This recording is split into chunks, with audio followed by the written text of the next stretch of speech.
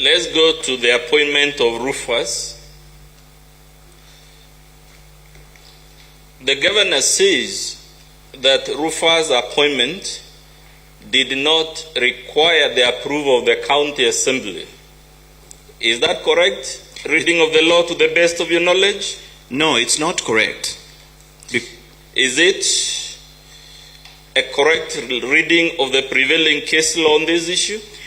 No, not actually, because there are two case laws that have been pronounced by the High Court that when an officer is reappointed by a subsequent government, if you find someone in office and you reappoint them to that office, they are supposed to be subjected to the process of approval by the county assembly or the parliament afresh, as if they are being appointed for the very first time.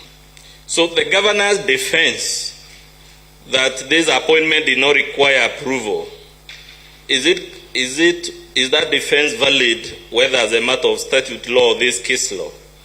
No, the defense is not valid. It's quite misleading. Chair, the case law is to be found from page 170 of volume 1. There are two decisions, one by Justice Odunga, the other one by Justice Murima.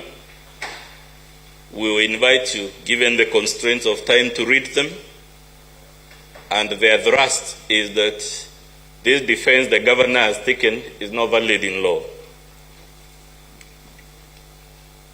But have you placed any evidence of the appointment of Rufus before this Senate? Yes, I have. What evidence? We have a video that's supposed to be played here. Yes, but we won't play it, Chair, because of the time you allocated me, because I'm now at a loss. If we had all the time, we'd play all the videos. We have Annex 3. We also have a transcription of that video. We also have an annex of the governor's Facebook post defending our appointment of Rufus Miriti, despite the fact that Rufus was working for the previous governor. Have you placed any evidence on the appointment of Hilary Sadi before this Senate? Yes, I have. And what is that evidence? I have a video of him acknowledging that he has been appointed to that position. I also have videos where I also have other material where the governor has advertised that work later after we started the impeachment, and she realized she did something wrong. She goes and advertises the position through the county public service board. So are trying to advertise after the impeachment motion. Would that be an acknowledgement that the impeachment, rather the appointment as initially made, was illegal? She is acknowledging that she carried a duty that was not hers, or she did not have the power, and averring that she was told by the Intergovernmental Relations Council to do that is not right, because even in those letters they do not say that you can appoint certain offices without the due process. Chairman, I hate to interrupt again. I wanted to request counsel, please, when your witness makes reference to any document, your bundle is paginated. Just tell us which page we can quickly find the document the witness is referring to, so that we can follow the proceedings with you. I thank you. Chair, I'm guided accordingly. Video Annex 2 is in the flash disk. The transcript of that video is Annex 2A, which is at page 50 to 52 of Volume 1. The document from EACC is Annex 5. It is at page 59 to 61 of Volume 1. Annex 5. It is at page 59 to 61 of Volume 1. Annex 3 is the video on the appointment of Rufus. The transcript of that video is Annex 3A, which is at page 53 to 54 of Volume 1. The Facebook post that has just been mentioned is Annex 5A, which is to be found at page 62 of Volume 1.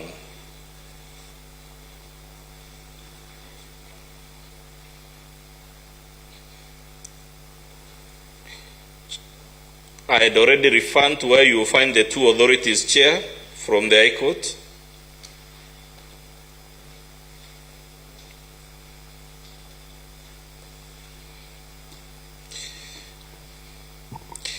Chair, again, because of the interest of time, I would urge the committee to treat the evidence so far given to the answers the witness has given to my questions to apply equally to all the other alleged illegal appointments, because otherwise I will not be able to traverse the motion.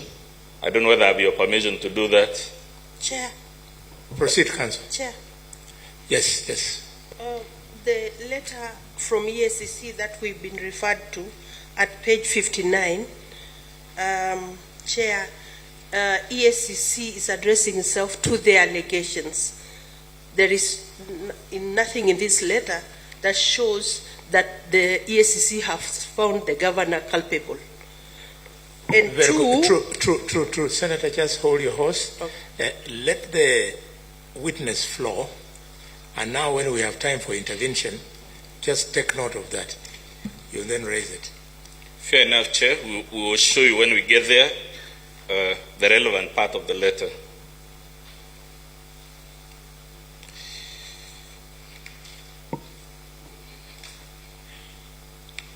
Let's go to the roadside appointment, sir, at Timau. Have you placed any evidence before the Senate on that roadside appointment? Yes, Annex 6 video on the appointments at Timau, and I would request that video to be played to this House. And there is Annex 6A, which is a transcription of that video because it's done in Kimeru. She was speaking in Kimeru at Timau.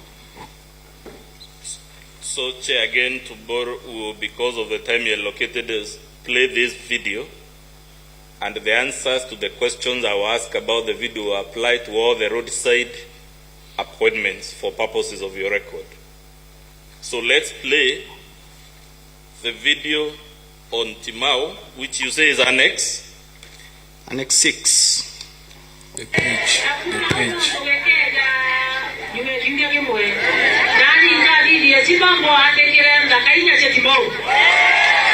There's a transcript. 6A.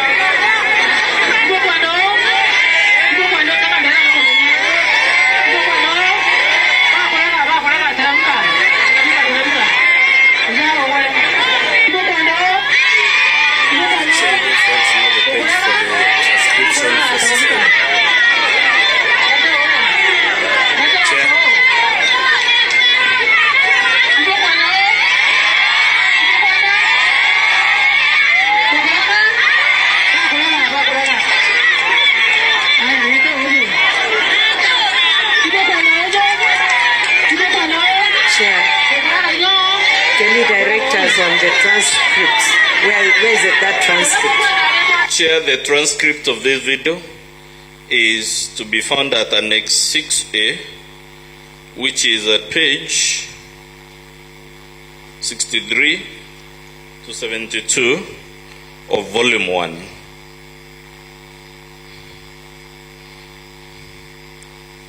We have other videos, Chair, because I'm addressing this cluster of allegations, Annex 7, and the transcript is to be found at pages 73 to 78 of volume 1. That relates to the events at Nkobo.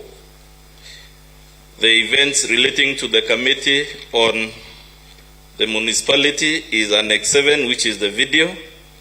The transcript is at pages 73 to 78. The video about Kianjai is Annex 8, and the transcript is 8A. So you know the structure of the motion, Chair, is if the video is named 2, the transcript is 2A. If the video is named 4, the transcript is 4A, so that it links with the numbering. I want to help you further. Yes. We do not want you to have a complaint Yes. that you are not given an opportunity to prove your case. Yes. This appears to be a very resourceful witness. Yes. Who could be your key witness. Yes. Is that so? That's correct, Chair. If he's your key witness, then we can borrow from the time of the other remaining 3 witnesses so that he presents his videos. Fair enough, Chair. I don't want this committee to assume. Yes. We are not going to prove the case for you. Prove your case. Much guided, Chair. Then, so that maybe we save the time, I'll request, we've just played the video on Timau. If we could kindly play the video at, the next video would be the one at Nkobo, which is Annex 7. Let's play Annex 7.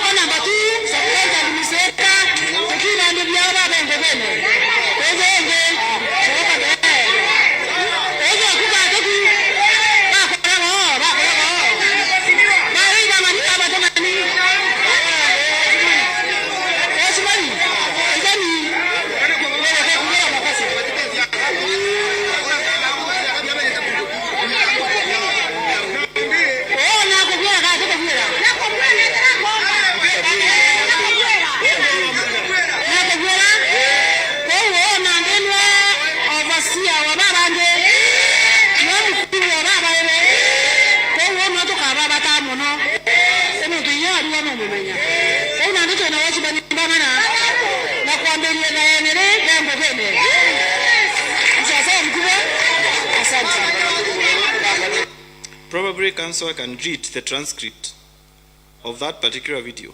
No, we'll come there, Mr. Witness, but because I want to handle this cluster together, let's play all the videos about this cluster of allegations. Chair, that was just Annex 7. Its transcript is to be found, as I said, at pages 73 to 78. If we could kindly play the video about Kianjai, which is Annex number 8. Order, clerk. I think it will help. Just after the clip or before you introduce the clip, say the clip is proving the following. Then they just leave it there. That it is proving this or it has proved this. Chair, Chair, yes. I'm really trying to help my learned friend here. You know, he was my classmate. For us to follow what is happening in council, don't tell us the annexure, because your document is not labeled in annexures. Just say the video we are about to play, the transcription is at page 79, so that we follow what is happening. Because you know, as you know, many of us here don't speak Kimeru at all. I thought Chair I had done that already, but I can repeat. Or before the video. Fair enough. I'm guided. Honorable DMK, what does the video about the events in Timau show? Yeah, the first video that was played was for the governor at Timau, where she is telling the public that she is introducing firefighters, and then she is going to employ local people there to be driving them and to be using them to respond to fire incidences. And then she is asking them, if I bring people from far, are they going to know? She mentions various places around Timau that the public seems to know. And then they know that those people who she will bring will not know. Then she goes ahead and the public asks her, can we employ that one? Then that person comes over. The governor says, can we employ that person? The public says no. Then she tells the person, you have been refused, go down. Then next, she did the advertisement and the recruitment and hired them on site and told them you have been hired. And then on the same place, on the same podium, she rejected more than I don't think from that video, she said that she wanted to employ 4 people, but it seems like it's 2 people who she has agreed with. And sometimes the public is hard saying, yes, employ that one, but she doesn't hear what they say. Then she tells the applicant for the job, you have been rejected and go down. So sometimes she's not even in sync with the public on the person the public is telling her, employ that person, which is wrong because there is no provision in law for public participation in employment, if that was it, or roadside employment. So we are talking about firefighters here. Is this a specialized job or it's a job anybody can do? It's a specialized job that requires someone to be trained either at the National Youth Service or any other body that trains firefighters. Is a political rally, sir, an appropriate forum for shortlisting, vetting the persons who are appropriate for that specialized job? No, it's not.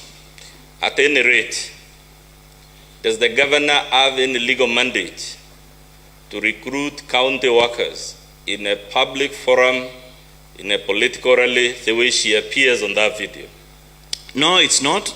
It's the mandate of the County Public Service Board to advertise for jobs and recruit competitively for any employee in the County Public Service.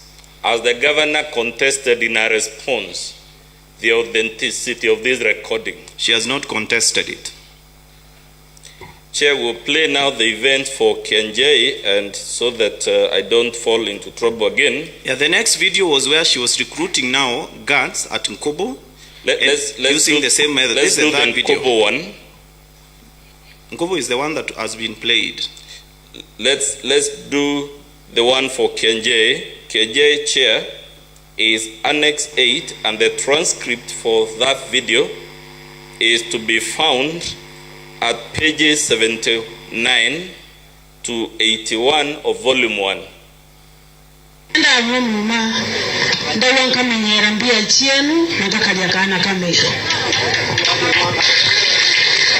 Ndirawira manto ya mero mwadhani na mpeto ome na ingweta na mbele kuromba tutongeje mero mtota dhoma dhome njeti roe one roe njeti ng'ambe one ng'ambe katika jina la Yesu. Bwana asifiwe.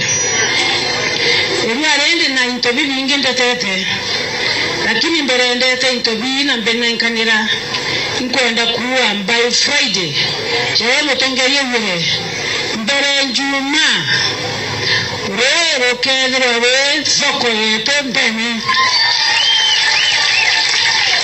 nije njuma tukuwatanira rero kwiri ko dareko wende ni nambere ya royo wanda administrator amwana sub county administrator ibabwiri kwezera babu kalivyanze wachara anto batano bakwegera thoko yetu ya Kianjai ninga kasento urai niki nangwe wanda ndimini kenda tubaiki utaratibu burabu eta bandekwa batukwegera thoko yetu tuko pamoja mbele leo alizoa wanda administrator na subcounter admin ibabiri kwezwa buri ukaranze na ntobazoko na tongeria bokona watchman baeri baeko bakande ko bakalia wote bakalia zoko yetu tuko pamoja bwana asifiwe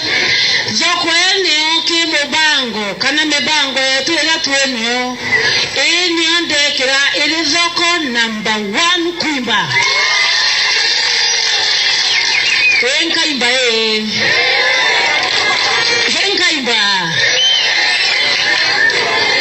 Waya munona otiaraka taratibu Betule wa miaka ya wadaligungu betuweka wadaligunga wana ni mama wakare wa iliyoa Pia ni uongo Ezoko gankaimba katika jina la Yesu Zoko ng'ombe tukamerekebisha Mondan anto ba yake njai bakeza kuzoko yuko na izoko ina mutongeria mwekuru ukujali na ntaka ana kamero tuamore bonge na bwi drainage baraba ke Honorable DMK, in summary, what was the governor saying in the video we just played to the Senate as indicated in the transcript of that video? What the governor has done is she was directing the sub-county administrator and the ward administrator for Kianjai ward to recruit watchmen and sweepers, and then she will find a way of regularizing those appointments through the formal process. That they should be people from that area because they are the ones who understand that area. They are hustlers. There are so many people there without jobs, so they should just pick people from that area and then recruit them immediately. Then she gave the numbers of watchmen and I think 2 watchmen and the sweepers who were supposed to be recruited for the market of Kianjai, and directing sub-county administrators and the ward administrators to usurp the functions of the County Public Service Board. Would that amount to interference with the statutorily ordained organs and procedures for employing county workers? Yes. Does the governor have any legal mandate to recruit county workers of the type she was directing the ward administrators to recruit? No, it's illegal for her to do it, and it's illegal that she's directing someone to commit an illegality. Would our interference unduly influence the recruitment of the cadre of workers in question? Come again? Would the governor's usurpation unduly influence the County Public Service Board in employing the specific cadre of workers referred to in the video? Yes, a usurpation can interfere because she's the CEO of the county.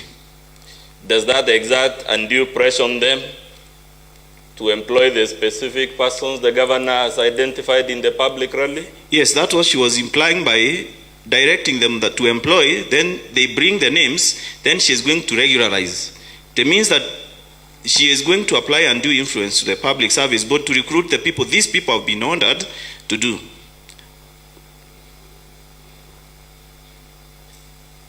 Let's go to the Committee on the Municipality Affairs.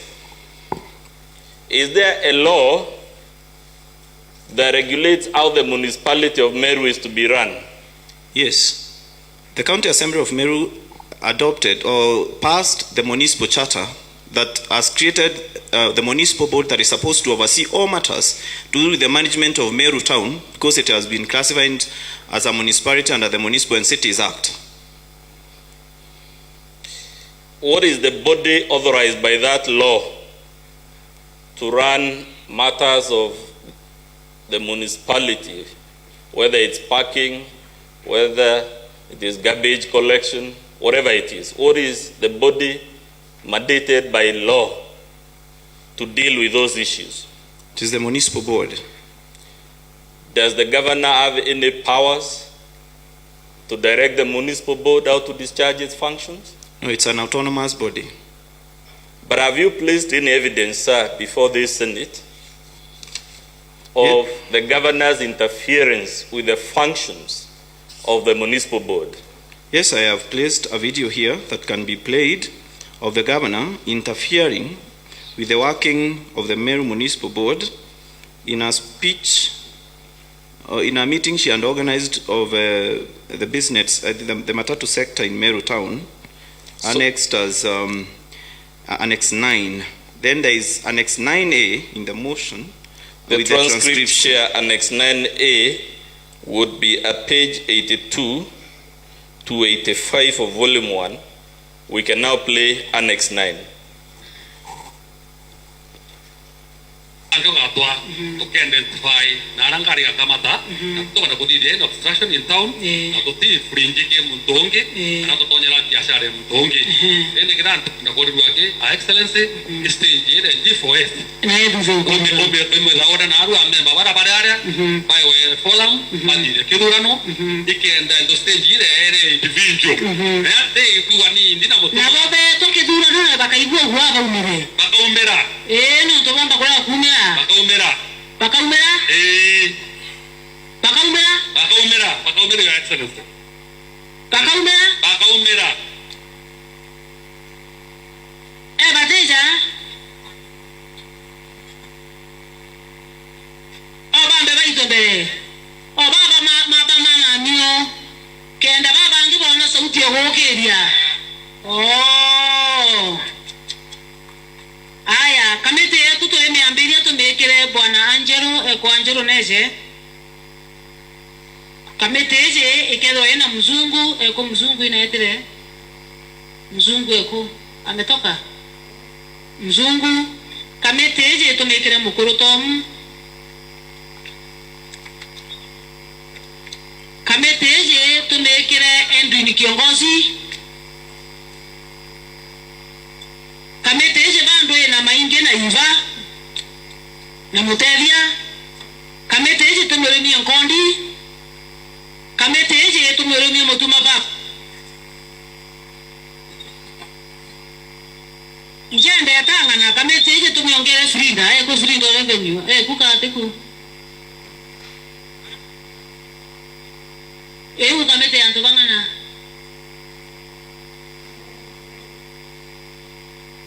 Koko kaya bwa sasa utukwa na ina agenda natonye msewetu natonye na ndene ngana ngwete kara memono na ndeka kamete to eme yangu ke kwambelie Jumatatu Jumaine na Jumatano Alhamisi bedro bakumenya anto bonde bali araba bujuka tukuwatanira na kamete hizi tumeyengo hii ya kudhaura baba tekiala kwa njifo hizi kwa mwame tukote batigere idurano bikwe vivwa bwena pionga meri ni obisisi yetu tisasa wagwino uko kwenda achama ni okamete ale mwombe baba ale Angelo. Aya, chairman yote Angelo. Vice chairman ni kiongozi. Tunasara ne Firinda. Organizing secretary Nkodi. Obangeni member who? Maybe we pause it there again for the interest of time. Bwana DMK, please tell the Senate in summary what was happening as per this video and the transcript. Yeah, what was happening is the governor had organized a meeting for taxi operators in Meru Town at Kenoru Stadium, and they were saying the various issues that are affecting them in the conduct of their business, where they want to locate their stages, pick passengers and all that, and all those issues that pertain to the organization of the transport sector, especially for the small cars in Meru Town. And now, in that particular meeting, she is directing who will be the chairman. She first of all picks people randomly from the meeting and then directs who will be chairman, who will be vice chairman, who will be treasurer.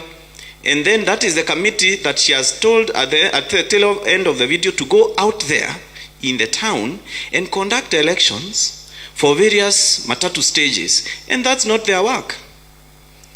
These people she has lined up in the video, there was an Angelo there. Is he a member of the Meru Municipal Board? No.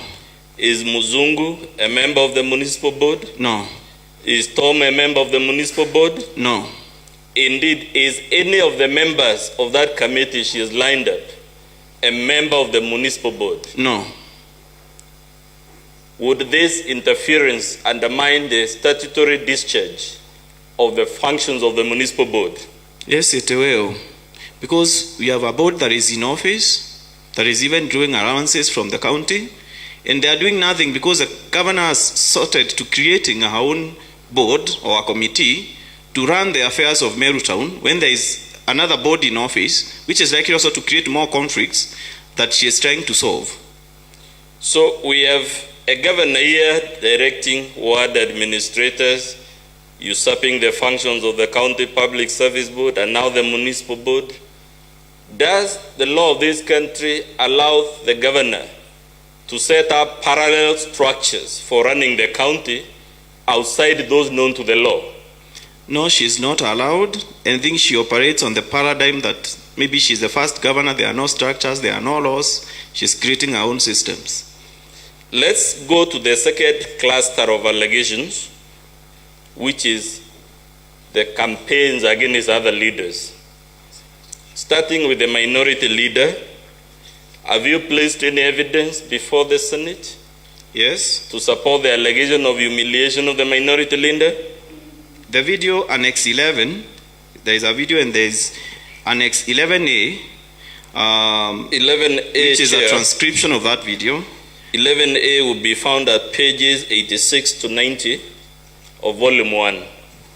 If we could play Annex 11.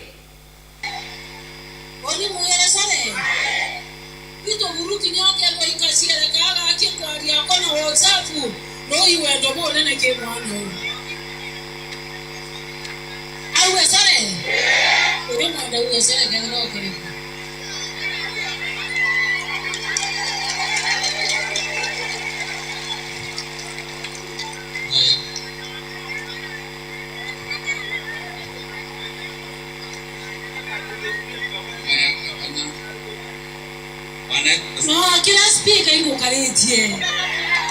Kwa kila speaker. Bwana Yesu asifiwe.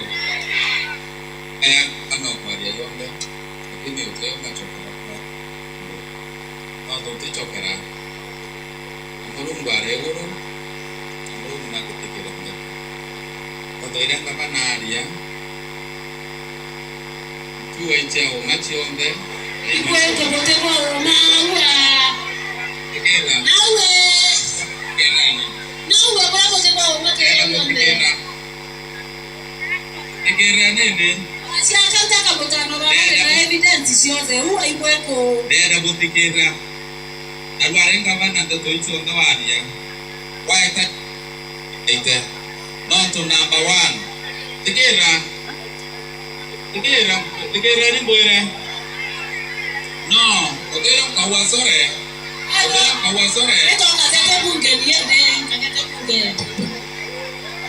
So, Honorable DMK, in summary, what transpired at this forum as per the video? Yeah, the governor had visited Meronkanga, which is a small place in a Kithe ward where the minority leader of the county assembly comes from. And then the governor calls him up and tells him in front of she first of all incites the public by asking, should he come and apologize to me? Like she was lording over him.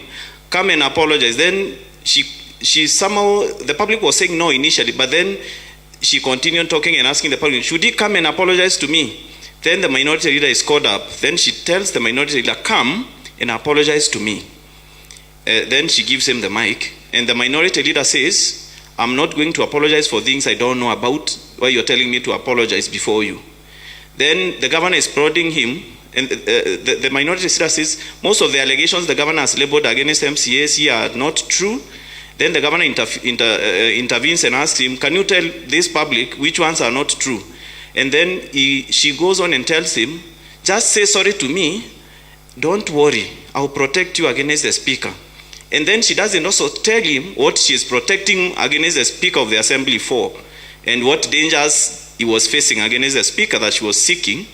Then the minority leader says, I cannot apologize for things that I don't know I'm apologizing about. Then she goes and grabs the mic from him and tells him to sit down. Then she continued with her speech of putting him in his place. Has the governor contested the accuracy of that recording in the video? She has not contested it. In her response, has she contested the accuracy of the transcript of that video? She has not. In her response, has she disclosed the offense supposedly committed by the minority leader that warranted the demand for a public apology? No, she is not disclosing what he had done to apologize to her publicly. Does our law permit governors to parade other leaders and demand public apologies from them for non-disclosed wrongs? The Constitution and the existing laws do not permit it. They do not permit humiliation. Actually, the Constitution demands that you treat other people, not just leaders. This is people's representative. Do not treat other people with respect. That is Chapter 6. It's a basic requirement of Chapter 6. Does Chapter 6 forbid bullying? Yes, it does. And even the Public Officer Ethics Act defines what bullying is and forbids it.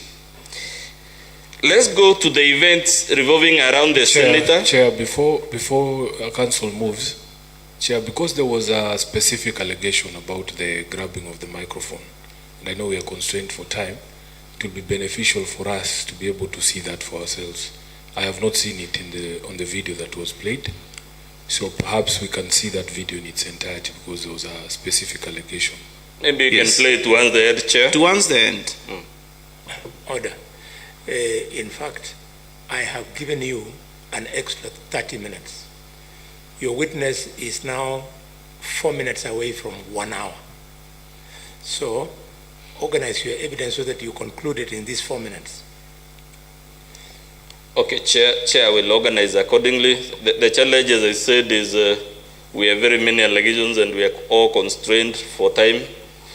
I would suggest we go to the video, if I have your permission, that relates to the senator and the cabinet secretary, which is Annex 13.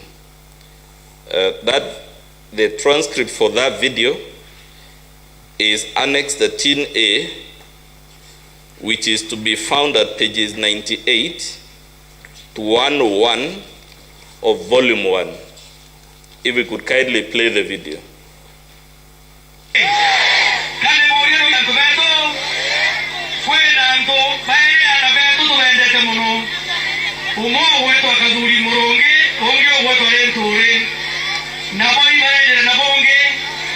Kawira Mwangaza kenda bamwetegeria okumake otesaidia Ruto Kawira Mwangaza abagaire thirikari nusu.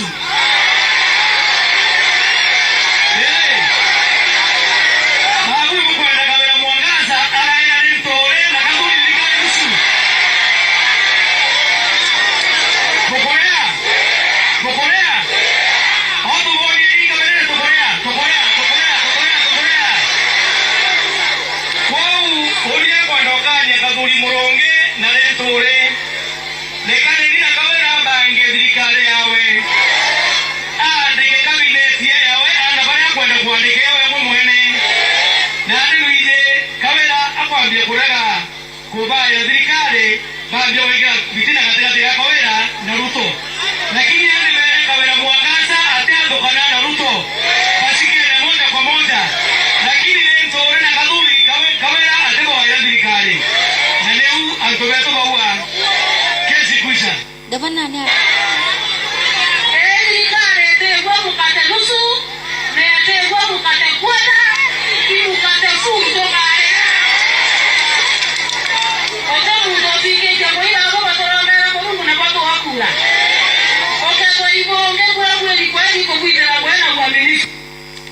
So in summary, Honorable DMK, according to this video, first of all, has the governor challenged the accuracy of the recording in the video?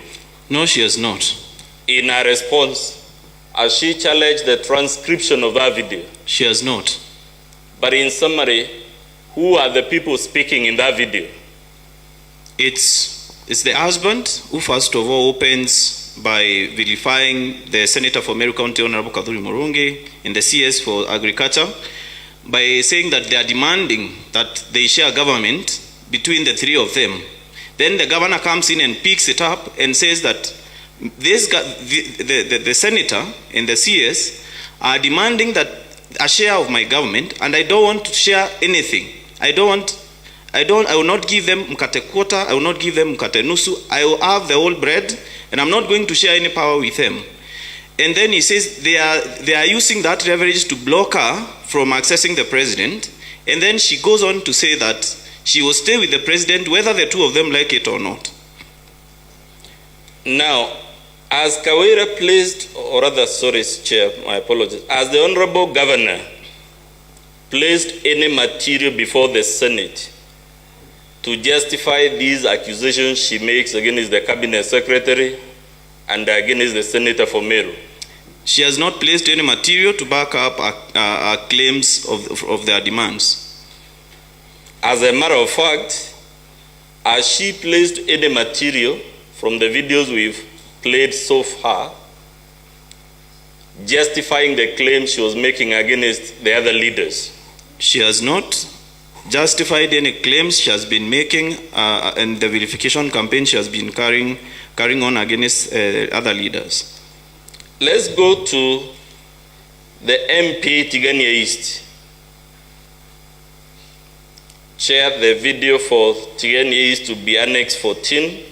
The transcript is Annex 14A, which is set out in pages 102 to 107 of Volume 1. If we could play Annex 14. Niseme nisiseme, mpuro abore SMS ya tumete na kampuni ile aretete thirikari ne account Mwangaza iji aretete kampuni siawe kampuni mwe kampuni 12 ndene account ya Meru ofisine Kawira Mwangaza na kampuni usiombe mpuro ishia kuweshi bati kwenda wangu weshi kukuria barabara Meru nikenda bere ano Kawira Mwangaza ibo kwenda tudhanie Kawira Mwangaza dhanie mpuro contract account yote nikenda bawatanira na ndebo igweke tumage kuringwa na venera rara Meru au ni onyongoe roma au ni onyongoe boja gato dai tukwaria Kawira Mwangaza otonya obisine ntukwembere mpuro abore na kedenda aliorongonete kotini akara liontobu ejire na barua ya pending bill ya milioni nkoroki ya 10 akiwa Kawira Mwangaza ndabatere kurea TV ya mpuro milioni nkoroki ya 10 ate thirikari county ene ndore nkoroki ya milioni 10 ya mpuro ipo kwa wadabu dai barua ya ofisi ya Kawira Mwangaza ile mpuro ajire neo akiuga TV ewe neritrete thirikari county ngugene ne muno abati kurewa nkoroki ya milioni 10 Kawira Mwangaza auga atamba kurea mbesa iu no mongasi ambe itegerwe ichunguzwe imenyekane ingugere kose itete tumenyekethera milioni 10 ibati kurewa TV mporo kana milioni 10 ibati koje kathomithia kana gatigania niseme itoboe nisitoboe. So in summary, sir, and we're really constrained for time, in summary, what was transpiring as per that video? So the governor and the spouse were in a meeting in Tigania East, and then they went on a verification campaign against the local MP Mpuro Aburi, claiming that the reason why there is a disagreement between the governor and the MP for Tigania East is that the MP has brought 14 companies so that the governor can award all of them county tenders. And then the spouse claimed that Mporo has brought a pending bill of 10 million that is supposed to be paid to Mporo's TV called Meru TV, and he cannot substantiate where these pending bills are emanating from. And then he is asking the public, should we give tenders, all county tenders, to 14 companies owned by Mporo Abodi, and then we deny the children of Tigania bursaries for school, bursaries for their kids? And the public, of course, knows no. And then when the governor rose to speak, she did not deny, she in fact picked up from there, she did not deny these allegations from the spouse. And it also goes on to explain why the spouse is at the middle, through these appointments that she has given him, in the middle of the county affairs. Now, as Honorable Kawira Mwangaza, in her response, challenged the authenticity of the video we played? She has not. Has she challenged the accuracy of the transcript of that video? She has not. In her response, has she attached the SMSs she claims Honorable Mporo has sent him making these demands of 10 million? No, there are no SMSs that have been sent where the husband is alleging that Mporo had sent the wife, who is the governor, SMSs claiming to be paid money. So he did not acquire those SMSs from the governor so that he brings them to this house. The letter she claims Honorable Mporo sent her demanding the money, has she attached that letter to her response? She has not. Chair, I pray now we go to the Catholic Church. That would be Annex 15, which is the video. The transcript of that video is Annex 15A, which is to be found in pages 108 to 114 of Volume 1.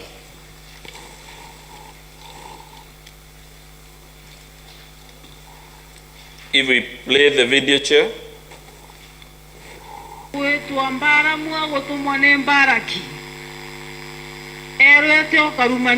Kwanza kila dakika wakiomba wanaomba amani, na wewe ndio gavana, kwani wewe hutaki amani? Na kama hutaki amani, naona umeanza kuchanganyikiwa, na umechanganyikiwa. Ungeingia kwa hii kanisa leo, ulikuwa imevaliwa rendi. Mam, ukijua rendi inamaanisha nini kikatholik, wacha nestimani iwo na baya kila chia rendi kana chia papo kana chia pinki na meankie kaviorogwa bado itakuwa baraka. Na wale advisor uko nao hawajasoma, na wewe hujasoma, ndio unaona umeanza kuingilia hata mambo ya Mungu. Ndio sababu unaona sisi tumevaa zile nguo za red, kwa sababu wale wako na shida na sisi. Hiyo maombi itaonyesha mambo. Hiyo kanisa unasikia tukiitwa wezi nini, ajue kama si Katoliki mimi singekuwa naongea. Katoliki ndio ilichukua walemavu, Katoliki ndio inachukua yule mtu mlemavu, inaweka wanakaa na yeye kwa nyumba moja. Adumia birebi kurukite nyuma ya battery bakansa ya Katoliki batongetu ni battery orange micheni orita misa na nguo intune nyuma ya bokurwa nengaba na Kawira ne bayete mundajura juri na ikarobia MYS Kawira agichokia migambo iji bagwatia mengi ndeuga nani ne untone mbije maandiko muntu kalita murogio gwetu ambara mwa gotumwa ne mbaraki erete okarumane agererie gotumura kanywa kirumie ka kitharimo iwo na bagekira cia rendi kana cia papo kana cia pinki na meankie kathiorogwa bado itakuwa baraka kwa wenye haki.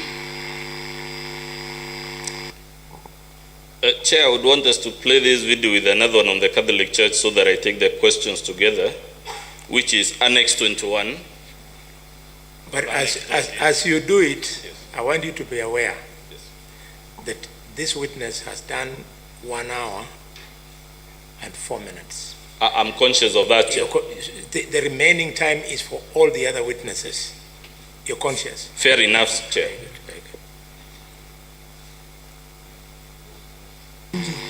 Nonto mwathani uri murangi Patharime no tumetuije ne batethagia Meru County na nthi ingi mwanya mwanya. Bakareta masibitari, bakareta kinya masukuru. Riu mbeca ici cigwitwo milioni 6 na 7 ni kidogo kirogo.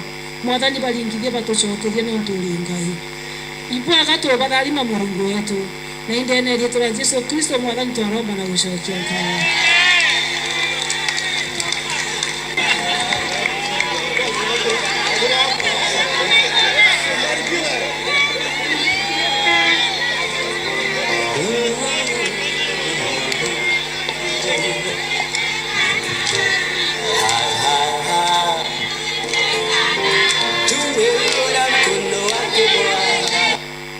So very quickly, Honorable DMK, what was happening in these events recorded in these 2 videos?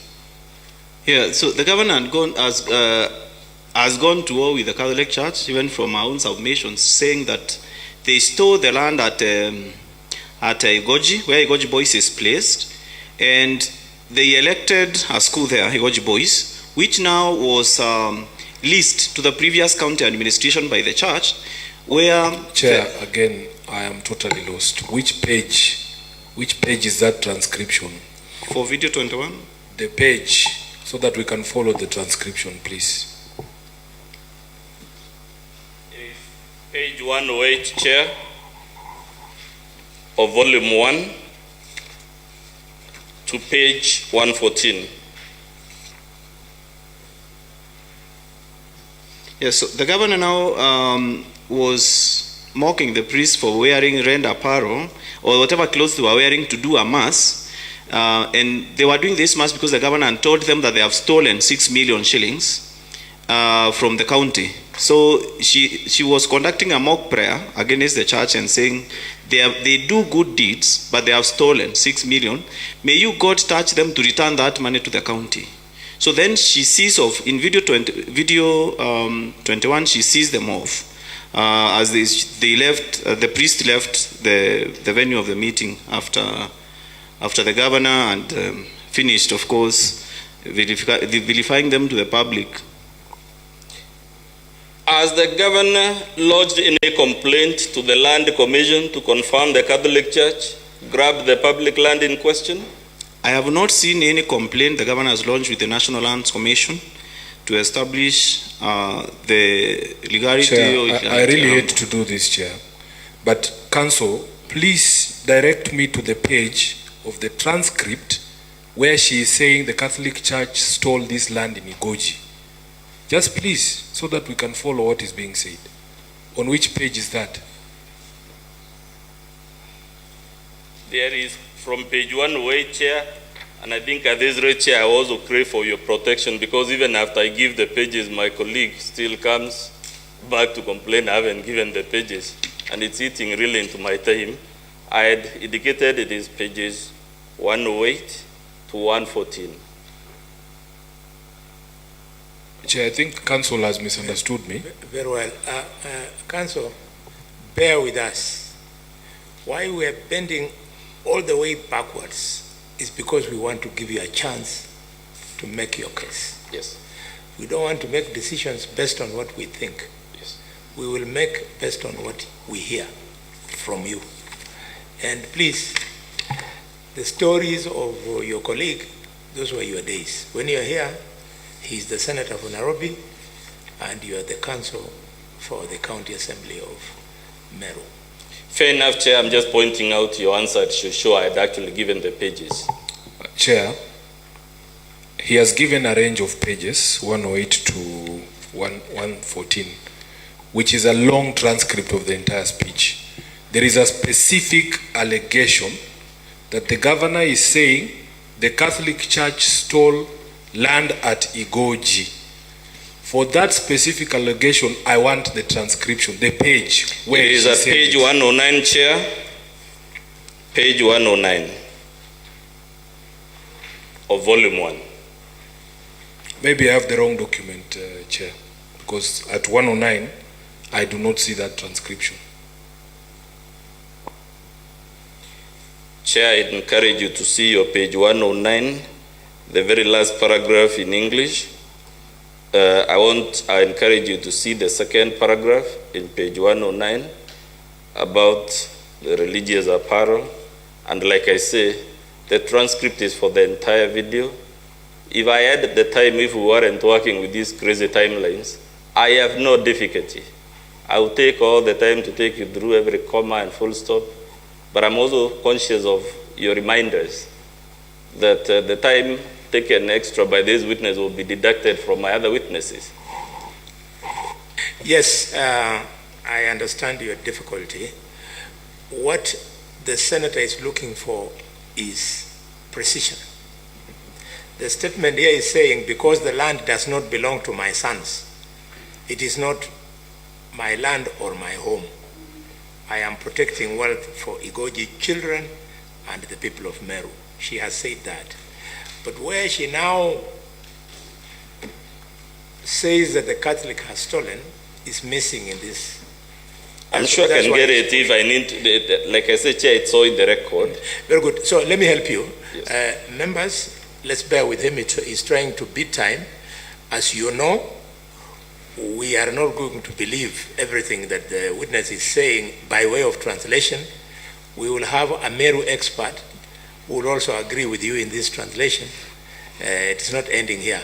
So during report writing, we will be able to verify what you're saying. Much So obliged, you Chair. proceed, yeah. So, Honorable DMK, in the response, has the governor challenged the accuracy of the two videos? No, she has not. Has she challenged the translation and transcript of those videos? No, she has not. Has she complained to the EACC about any land grabbing from the Catholic Church? No, she has not. Let's assume for a minute that the governor was right, that the Catholic Church had indeed grabbed the land. Would that entitle her to make these utterances, given the emotive nature of land in this question, in this country? No, the utterances are quite risky and dangerous, even endangering the lives of the priests who are there in that particular function. And also, it's likely to stir, because we have seen in so many countries where a region has been used even to wage wars against each other. We have seen the breakdown in Central African Republic. Sudan was divided because of a region. Northern Ireland, Nigeria, Biafra, or so many other countries where a region is an emotive issue that should be approached with caution, especially by people in authority. Chair, the legal counsel is giving speculative information rather than the affidavits as shared, the transcript as shared, seeking the opinion of the witness is not in order. Yes, Senator, the counsel is an experienced lawyer, and you know that you're doing that at your own detriment. The committee will not pay any attention to that opinion. So it's not helping you. I'm guided, Chair. Counsel. I'll retract. Let the witness spend his time, adducing evidence. But opinion, it just ends there. Opinion will not affect us. It will not direct us. We know where to get opinion from authorities. The witness has not all of a sudden become an authority. Honorable DMK is organizing public rallies by governors, the official way of addressing land grievances in this country? Of course not. Let's go to the allegations about forceful entry into the assembly. That, Chair, would be Annex 16, and will play together with Annex 17. The transcript for Annex 16 is to be found at page 115 of Volume 1. The transcript for Annex 17 is to be found at page 116 to 121. of Volume 1. If we could begin with Annex 16.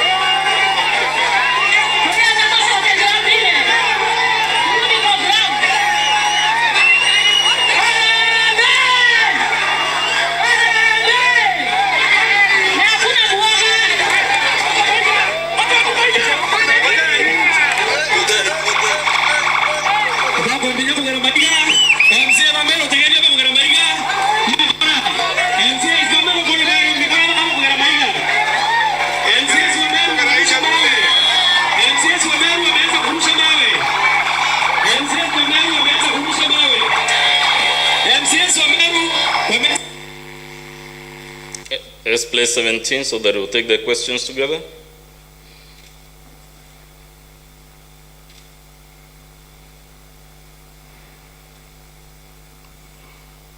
That's not the video. Annex 17, please.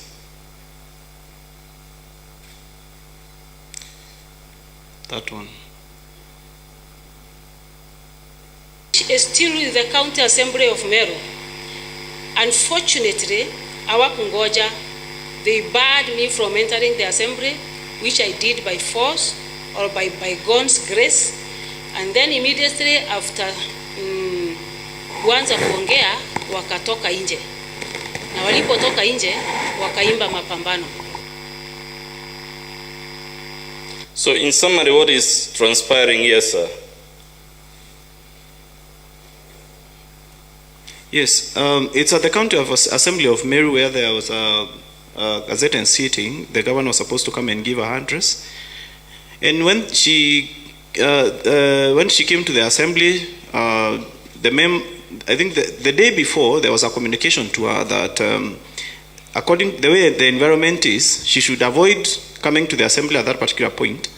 But she came by force, like she acknowledged, and forced her way into the assembly. Then the members never walked out on her. They never listened to her during that day. And she acknowledged herself that she came in by force. She came with a crowd. And that crowd is the one now that started throwing stones immediately she left the assembly. After the members had left, she walked out because she was left alone with the speaker in the assembly. Then she walked out. The crowd and gathered at the gate. That's where she's speaking from. And after that, the crowd now, after all the speech she made, telling them that these MCAs are cartels, thieves, that's when now the stone throwing started happening towards the assembly. Are governors allowed to go to make their maiden speech accompanied by crowds to the assembly? No. Are governors allowed to have their crowns force their way through the precincts of the assembly? No. Has she placed any material before the Senate to show that MCAs were members of a cartel, as she says on the video? No.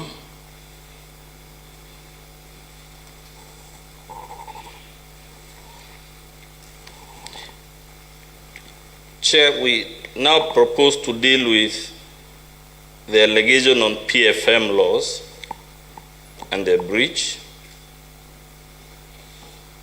And for that purpose, we will play Annex 18. The transcript is to be found at pages 122 to 127 of Volume 1.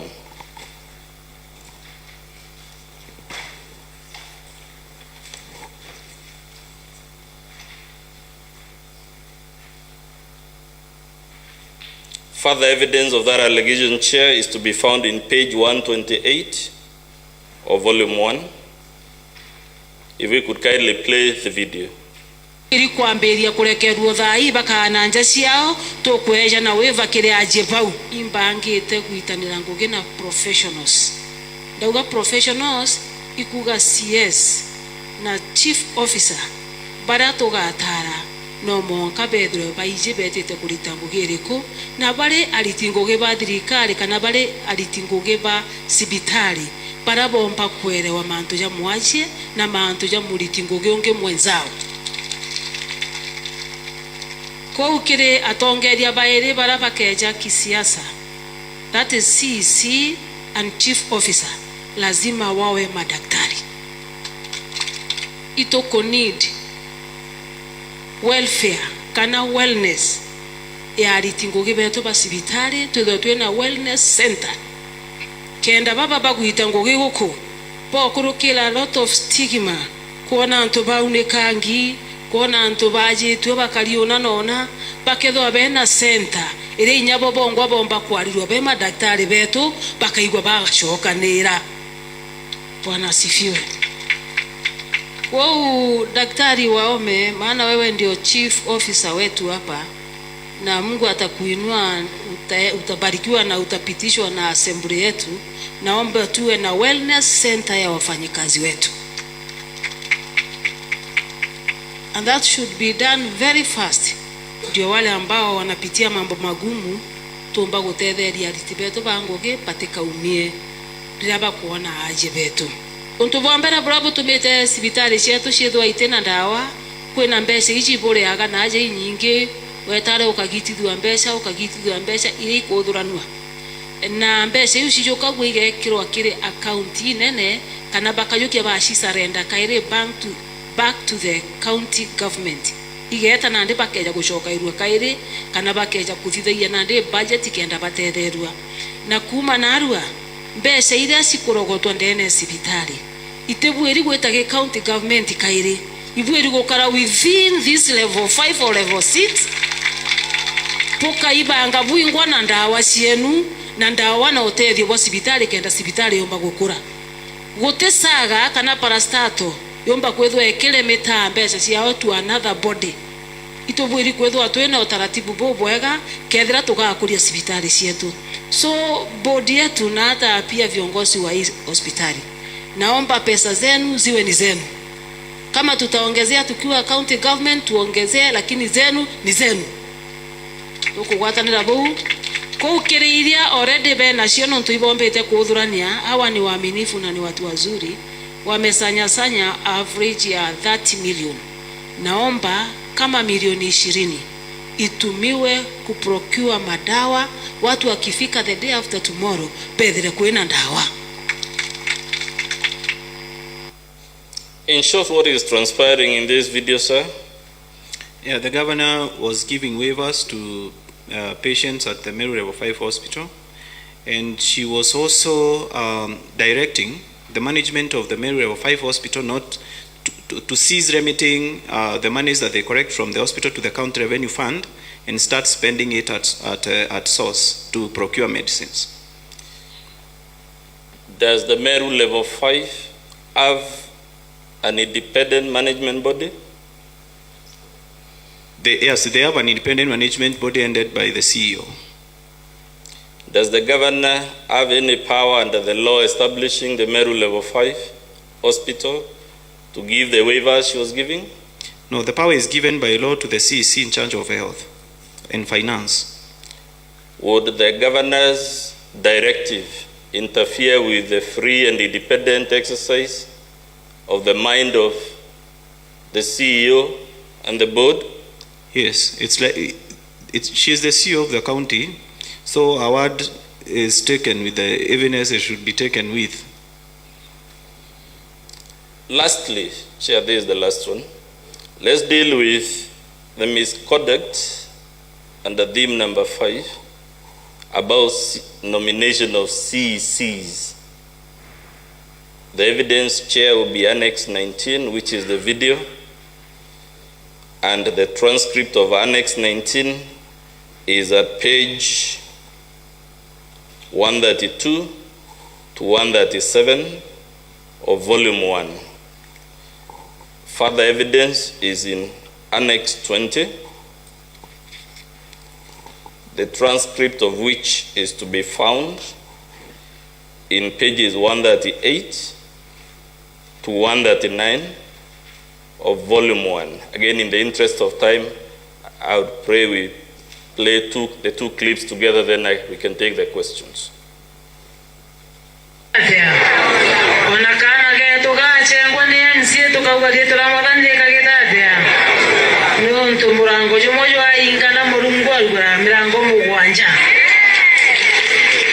Kwa wasiwasi ya kwamba I made the right choice kuojere hoji na kiangwa kana getu kenda gapeperusha bendera ya Meru County kageta kwa waziri chawekasi na bado sijakosa matumaini nembije gita legakinya nagaka kana gapikaranja hapana huyo ako kwa serikali ndani kabisa kera lugana gewa muingira ke waziri kuinga milango serikali ya mama ni kubwa sana akakarandene na kwanza nkamuleta ile ubwekeza na gari aja wala luganagia ni ukumenya muno Bwana asifiwe oyo mwaga shurikire go juju leonde ena power na ndiye ndakuleta ororia ndendumba ya mwathani kaka kana kama mjumbe MCA atakuwa mjumbe andikara kama na wewe ni kihoria atakuwa mjumbe na agikara tiga murango jojo ingana jo waziri wa county aka waziri wa national government. Bwana asifiwe. Leukana buteka make ndaugite gojiri tano na wakuririkana Kawira kandi Diego jiganto kega lakini komane murongo ne murongo ne gojin kali gwatiro na kali kali. What is transpiring according to that video, sir, very quickly? Yes. Now, the transcript and translation to that video is the governor was at Igoji Westward and she was trashing the process that was used to reject one of the nominees from that area where she was. She was the nominee for youth. And then she says that even if the MCA for this area led the process of rejecting her, I'll bring her here as an administrator so that they can be pushing each other from here. Because she was a contestant in the previous election against that MCA, then the governor nominated her. So the governor was directing that she's going to bring her into government and bring her right into that ward where she was contesting so that she can be able to deal with that MCA because of rejecting her to be a CCM member of the County Assembly of Meru. What should the governor do if a CEC nominee is rejected by the Assembly? She's supposed to resubmit names with a fresh list to the County Assembly for consideration according to the County Assembly's Approval Act. Has the governor done that? No, she did not do that. Indeed, she usurped the powers granted to the CCM under the County Governments Act, under the County Governments Act, and she reduced the ministries from 10 to 6, that is 46 of the County Government Act, and she reduced the ministries to 6 and said she is not going to submit any new names. She just, the 3 who are approved out of 10, she gave them more departments and the deputy governor one more department and collapsed the department without the involvement of CECs who have been approved themselves and refused to resubmit fresh names for consideration. Is a governor allowed to conduct public vilification campaigns against an assembly for rejecting a CEC nominees? Of course not. Now very quickly I will show you the response by the governor to the motion before you. To the best of your knowledge, was the governor given the opportunity to defend herself before the assembly? Yes, the assembly gave her a notice. I also gave her a notice according to the directions that were issued by the court, because I brought the first motion and it was quashed by the courts. Then later on I brought this motion that is before this house, and then we gave her a notice to appear either by herself or her legal representatives, and she refused to do that. Chair, that invitation is to be found at page 49 of volume 3, page 49 of volume 3 of the Assembly's documents. So these documents she is now placed before the Senate. Did the Assembly have the benefit of considering them now that she never responded to the motion? No, the members of the Assembly did not have the benefit of looking at the various defenses she has put forth for the charges placed before the Assembly. Let's go to page 2 of our volume 2. Share the volume 2 of the governor's response.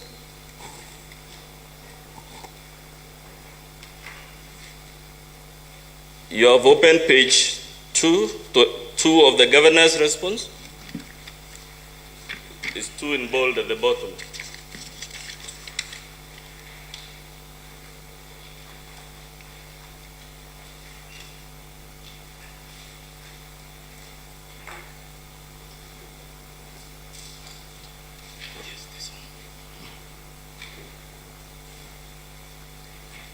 That document, sir, is dated 22nd of October, right?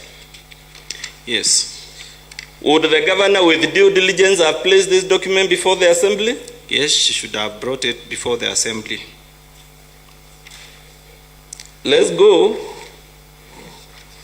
to the document by Honorable Simon Kiambi at page 9 of the governor's response. Honorable Kiambi says MCAs were coerced and unduly influenced, paragraph 4 of that affidavit. Has he disclosed who coerced them? No, he has not. He talks of violence, harassment, and other things. Has he disclosed who was harassing them? He has not disclosed, neither has he said that he reported to the police about this violence, physical violence that he said was meted on him. He says MCAs feared being denied privileges at paragraph 8. Has he identified the privileges in question and who was threatening to withdraw them? No, he said that the privileges granted by their parties is the deputy majority party whip, and that has not been denied or taken away by the party from him. Let's go to page 12. There is a transcript of a video.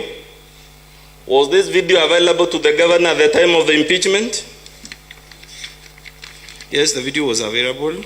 Could she, with due diligence, have placed it before the Assembly? She should have placed it before the Assembly. Did she actually place it before the Assembly? No, she did not. What about the video alluded to at page 24, the transcript? Was it available to the governor at the time of the impeachment? Yes, by the date, this should have been adduced at the Assembly. Did she adduce it before the Assembly? No. Let's go to page 27 of our response, in which she invites us to conclude is because she's a woman. That is why she has these problems, and she alludes this to show that the former governor, who was a man, equally appointed his spouse. Does that document refer to a decision by the former governor? No, this is a decision of the County Executive Committee dated 22nd March 2018. So does that document show that the problems the governor has is because she's a woman? No, our problems do not relate in any way to being a woman. This decision at page 27 cites a particular section of the law. As the governor in her voluminous response pointed a single section of the law permitting her to do any of the multiple things she's done? No, she did not point to the laws that were permitting her to appoint the spouse to county offices. Let's go to page 42. What's the date on that document? 31st October 2022. Was this document available as at the time of the impeachment? Yes, it was available and it was not adduced at the county assembly. Let's go to the one at page 45. Was this document available to the governor at the time of the impeachment? Yes. By the date written there? 145, this could not have been available because it's dated 19th December. Oh no. No, page 45. Page 45. My page 45, Chair, is the letter from the Speaker. I hope we're on the same page. Yes, this is dated 1st November 2022. Was it available to the governor? To the governor, and she should have adduced it at the county assembly hearings. But the last paragraph of that letter tells the governor to do something. What does it tell her? It is asking her that she had called a consultative meeting of Meru leaders, and the Speaker replied by telling her to consider postponing the scheduled meeting to another date because the members were not available at that particular date. To the best of your knowledge, has the governor ever fixed another date? She never fixed another date. Is it therefore open to her to say it is the MCAs refusing to hear her or to hold consultative meetings? No, she should have fixed another meeting by consulting with the Speaker to see the schedules when there are sittings or when there are likely training schedules for the MCAs. That's what she should have done. Let's go to the document at page 51. What is the date of that document? The date of this document is 23rd November 2022. Was it available to the governor at the time of the impeachment? Yes, it was available and it was not adduced to the county assembly. Who has authored this document? This has been authored by CPS Virginia Kawira, Acting Secretary stroke CEO, the County Public Service Board.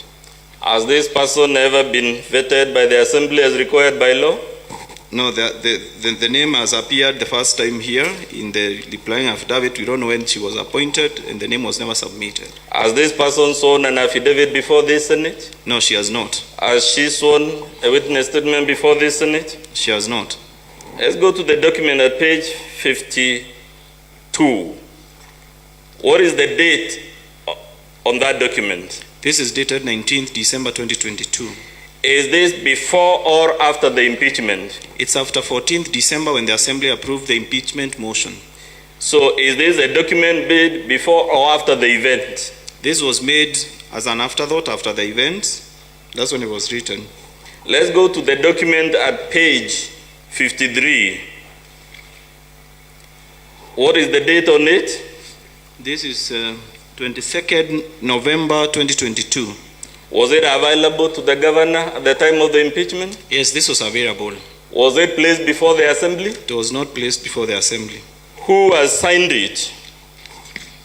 It has been assigned by Angelo K. Gitonga, the Acting Chief Officer, Legal Affairs, Public Service Management and Administration. Is this a member of the County Public Service Board? No. Would this person therefore be competent to speak about the illegal appointments?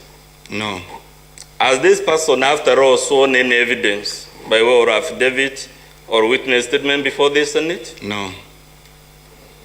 Let's go to the document at page 54. What is the date on that document? The Tuesday, 22nd November 2022. Was this document available to the governor at the time of the impeachment? Yes, it was. Was it placed before the assembly? No. Let's go to the document at page 64. When is this document sworn? The 17th day of December 2022. Is that before or after the impeachment? After the impeachment. Is it a document made after the event? Yes. Or before the event? After the event. Could this document with due diligence have been made earlier and placed before the assembly? Yes, they could have sworn the affidavit when they were called upon to produce their evidence, the replying evidence at the assembly.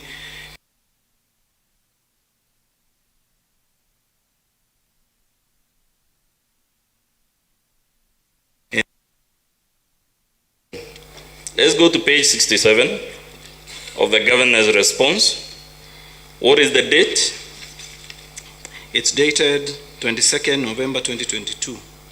22nd November 2022. Was this document available before, or rather at the time of the impeachment?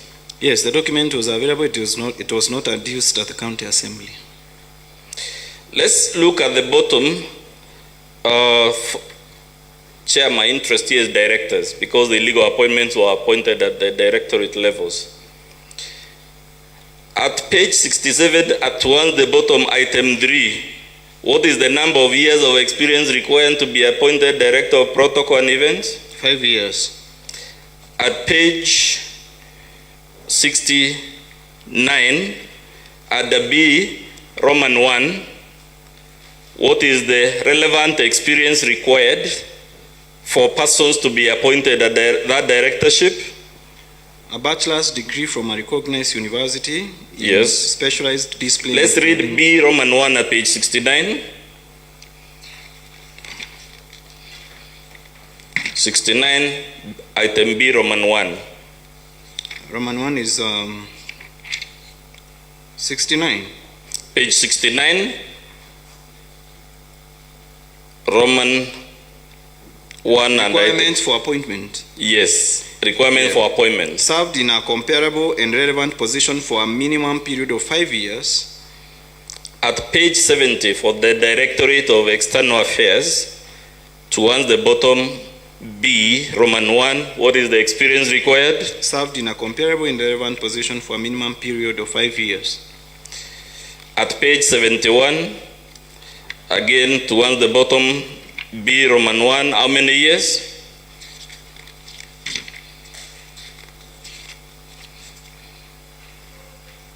Five years. To the best of your knowledge, sir, the illegal appointments complained in the impeachment motion, does any of those persons have the experience of 5 years in public affairs? Hilary Sandi, Muzungu, and the other. The one I'm aware of is the Hilary Sandi, who was appointed the Director of Communication, who does not have the relevant experience. The governor says she was entitled anyway in her response to appoint Hilary Sandi because it is one of the political appointments of the staff of the governor.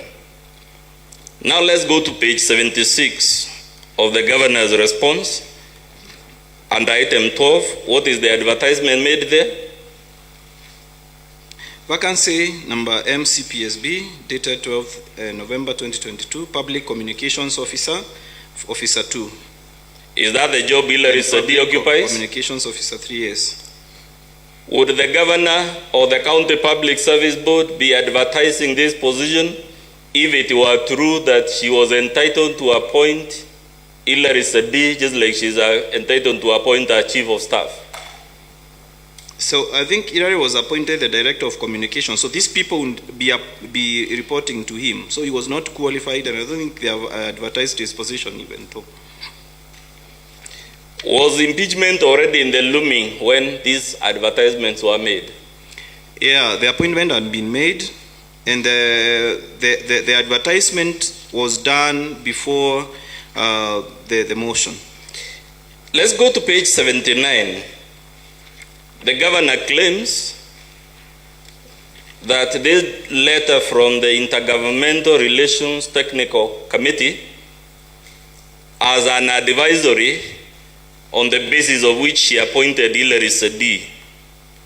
Is there anything in the content of that letter telling her that she can appoint people like Hilary Sadi to those positions? Of course not. I've read through it. There's nothing like that.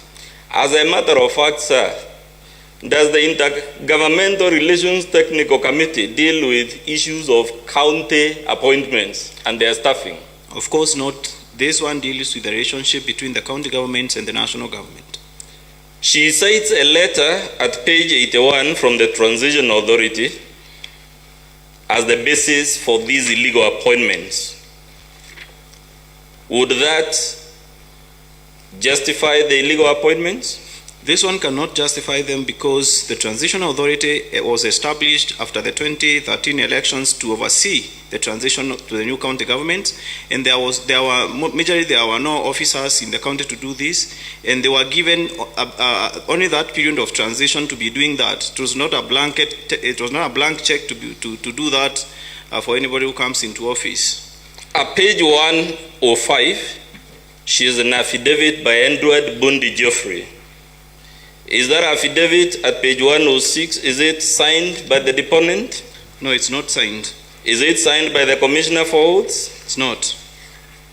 She has attached at page 112 a lease of the land the Catholic Church is alleged to have grabbed.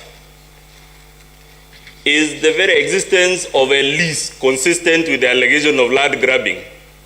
It's not consistent. Has this lease been terminated to the best of your knowledge? It has not been terminated. At page 113 of that lease, under item B towards the bottom, what does it say? The landlord has caused to be erected on the same plot a building known as Diocese of Meru, Registered Trustees Egoji Boys School, hereafter referred to as the property. Would that investment justify the payment the Catholic Diocese was receiving from the county government for use of those developments? Yes, that would justify it because it has been acknowledged as the custodian, as the trustee for the land. Let's go to page 137. Where does this document emanate from? 137. Office of the Governor. So is this a document from an independent source that can be taken seriously on its contents? Point of order, Chair. Chair. Senator Tobiko. Chair, I'm just probably wondering aloud this line of questioning by the council on this particular witness, on the documents by the governor. What does it have to do with this particular witness? You can be guided. Yes, in fact, I was having the same discussion with the clerk, but we have permitted him on the grounds that probably they are trying to rebut the evidence by the governor. And since the governor is coming, they will know how to handle this.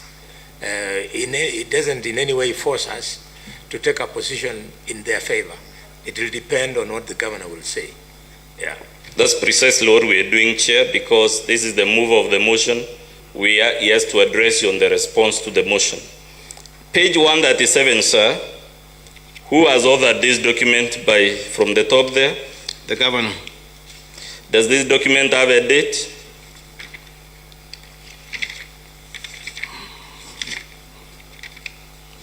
This appears not to be dated. It is not dated. Yes, it's is not. Is it a document from an independent source or from the person accused of the wrongdoing? So it's a document used for self-defense. It's a document used for self-defense. Let's look at page 156. That's a transcript of a video. Was this video available to the governor when the impeachment took place? Yes, this video was available and was not adduced at the assembly. Would the same apply to the video transcribed at page 159? The same should apply. What about the video at page 158? The same should apply. Let's go to the document at page 161. The governor's case is that Meru level 5 is autonomous. Are the directives we saw in the video giving consistent with the autonomous status of the Meru level 5 hospital? Of course not. Let's go to page 178. What is the date of the document? 24th October 2022. Was this document available at the time of the impeachment? Yes. Was it placed before the assembly? Of course not. What about the one at page 179? Yeah, this document is dated the 5th of July 2022. It was not produced at the Assembly. Lastly, sir, the governor says the reason she never availed herself of the opportunity to defend herself is because your motion was against a court order. Is that correct? That's not correct.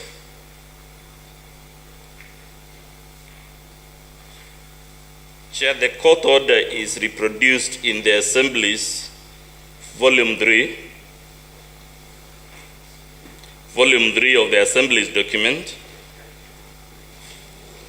at pages 170 to 171.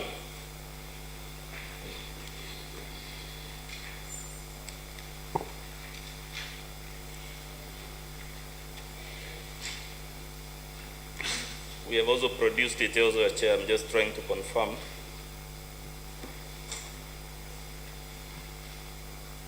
But we can make do with page 171 for now. Please read to the Senate the terms of the order that the High Court issued.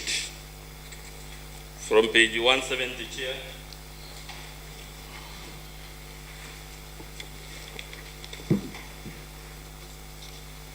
Just the last part with the order, sir. Read it for the Senate.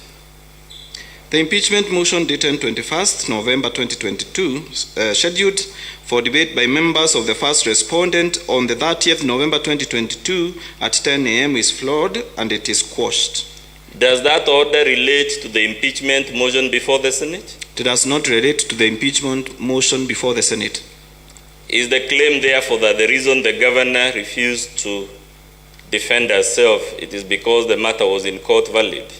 That stance by the governor is invalid. Chair, that's all for purposes of examination in chief of this witness. My sincerest apologies. I suggest when we get there in the future, you may need to expand the time. It's completely impossible to do a good job. Very well. And the reason I changed the chair is I started suffering muscle pulls. I'm not used to sitting on these expensive chairs. I thought the Meru people are very athletic.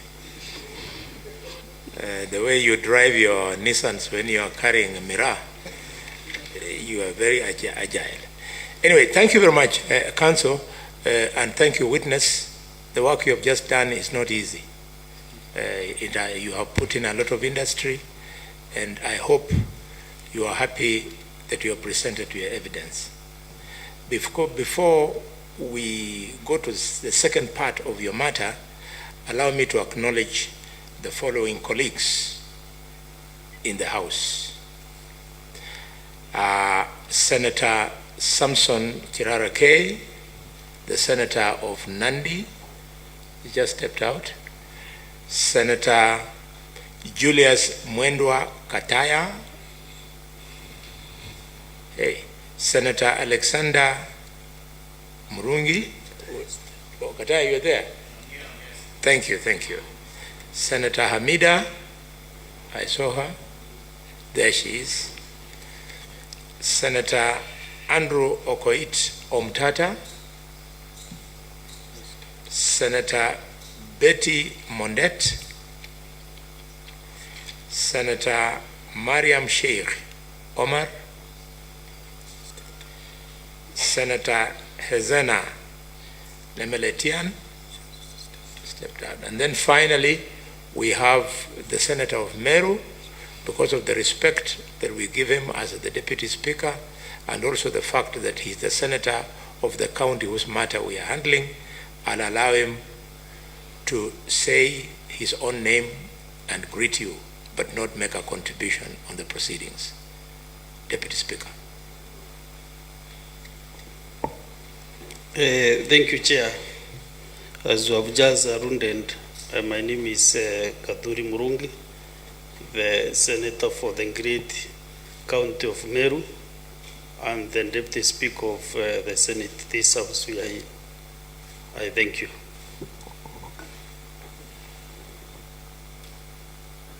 I had allowed you to greet them.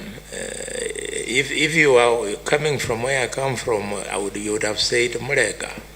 But because you are not a Kikuyu like me, you have not said it. Honorable Chair, I know you can greet them and also sing for them the royal songs. Therefore, I want to send Jambo to both the parties, the party representing the governor for Meru County, Her Excellency Kawira Mwangaza, and the party representing the Meru County Assembly, and both the majority and minority sides. I welcome them to the Senate, and Senate, I hope and I am sure Senate will dispense of this matter to the best of their ability. I thank you. Thank you very much. Council for the County Assembly. Our feel is that this is your key witness. So we want to conclude him completely before we allow you the other ones. Are you comfortable with that? Chair, I'm comfortable. Very well. Then in that case, I want to invite Counsel for the Governor to now cross-examine this witness. Thank you, Chair, for the opportunity. Just as a way of guidance, I note that the witness has taken 2 hours in the examination in chief, apart from the, he was allocated 40 minutes. He has taken 2 hours, 8 minutes shy of 2 hours. So I'm wondering what time we allocated for cross-examination, considering that they have taken that much. We surely cannot do 20 minutes. We would like you to proceed, and we want to assure you that we shall do justice. Most obliged. Thank you, Chair. Thank you. Honorable DMK, good afternoon. Good afternoon, sir. I'm glad to see you here today. I have been interacting with you through your documents. First of all, confirm to this committee that you are the second time MCA representing your ward. Yes, I am. That is correct. Confirm that you have been elected under the popularly known as Mbas party in Meru. Yes, I have been elected under the DAP or BAS party. Thank you. Also confirm that you generated the report on public participation that you placed before this committee and which is contained in your bundle of documentation. I cannot confirm that because the report is prepared by the clerks of the county assembly. I could not have been in the 16 stations where public participation was done so that I can come and report. It's the clerks of the assembly who were in those areas, together with the unsigned records that they gathered from the hearings of the public and from the speeches that were made, who prepared the report, who brought together all the views that came from the 16 stations. But since I was the mover of the motion, I ran the report in the assembly. Let me refer you to your own bundle of documents, and I'm referring to volume 4 at page 7. Kindly read the title of that document. Can I get a copy of volume 4?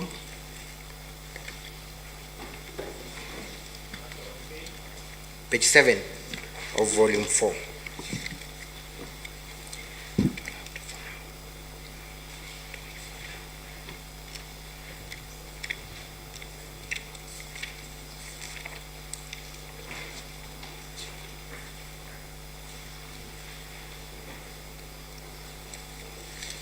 Yes? Can you read the title of that document that appears from page 7? It's the report of the public participation on the motion to impeach the Meru County Governor, conducted at various sub-counties in Meru County on the 13th of December 2022. So that is a report? Yes. And that report goes on from page 7 to page 16. Am I right? Yes. And at the bottom of page 16, your name appears, Honorable DMK Kiogora, Member of County Assembly, Abogeta West Ward. Yes. And that indeed is the end of the report. Yes. So this is your report, Honorable MCA. In that regard, it is. It is, thank you. Did you have an opportunity to peruse through and analyze the memoranda and other... Order, Counsel.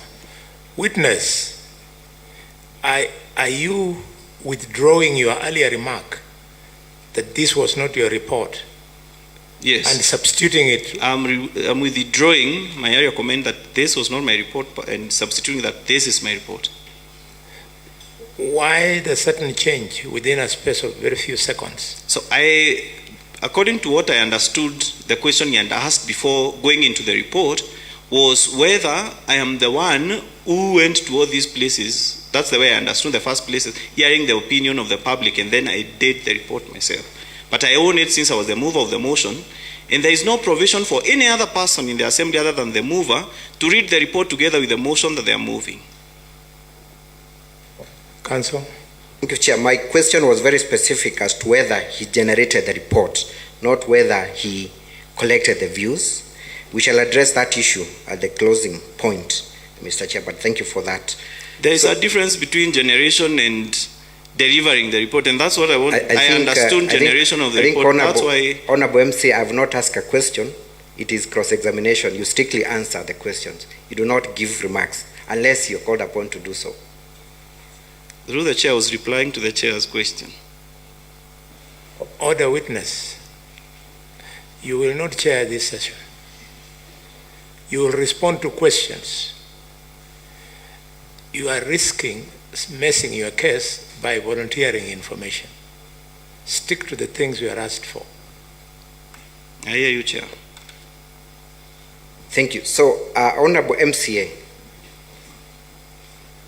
it is on record that you have a particular hatred for the governor of Meru. Is that true? That's not true. That's not true.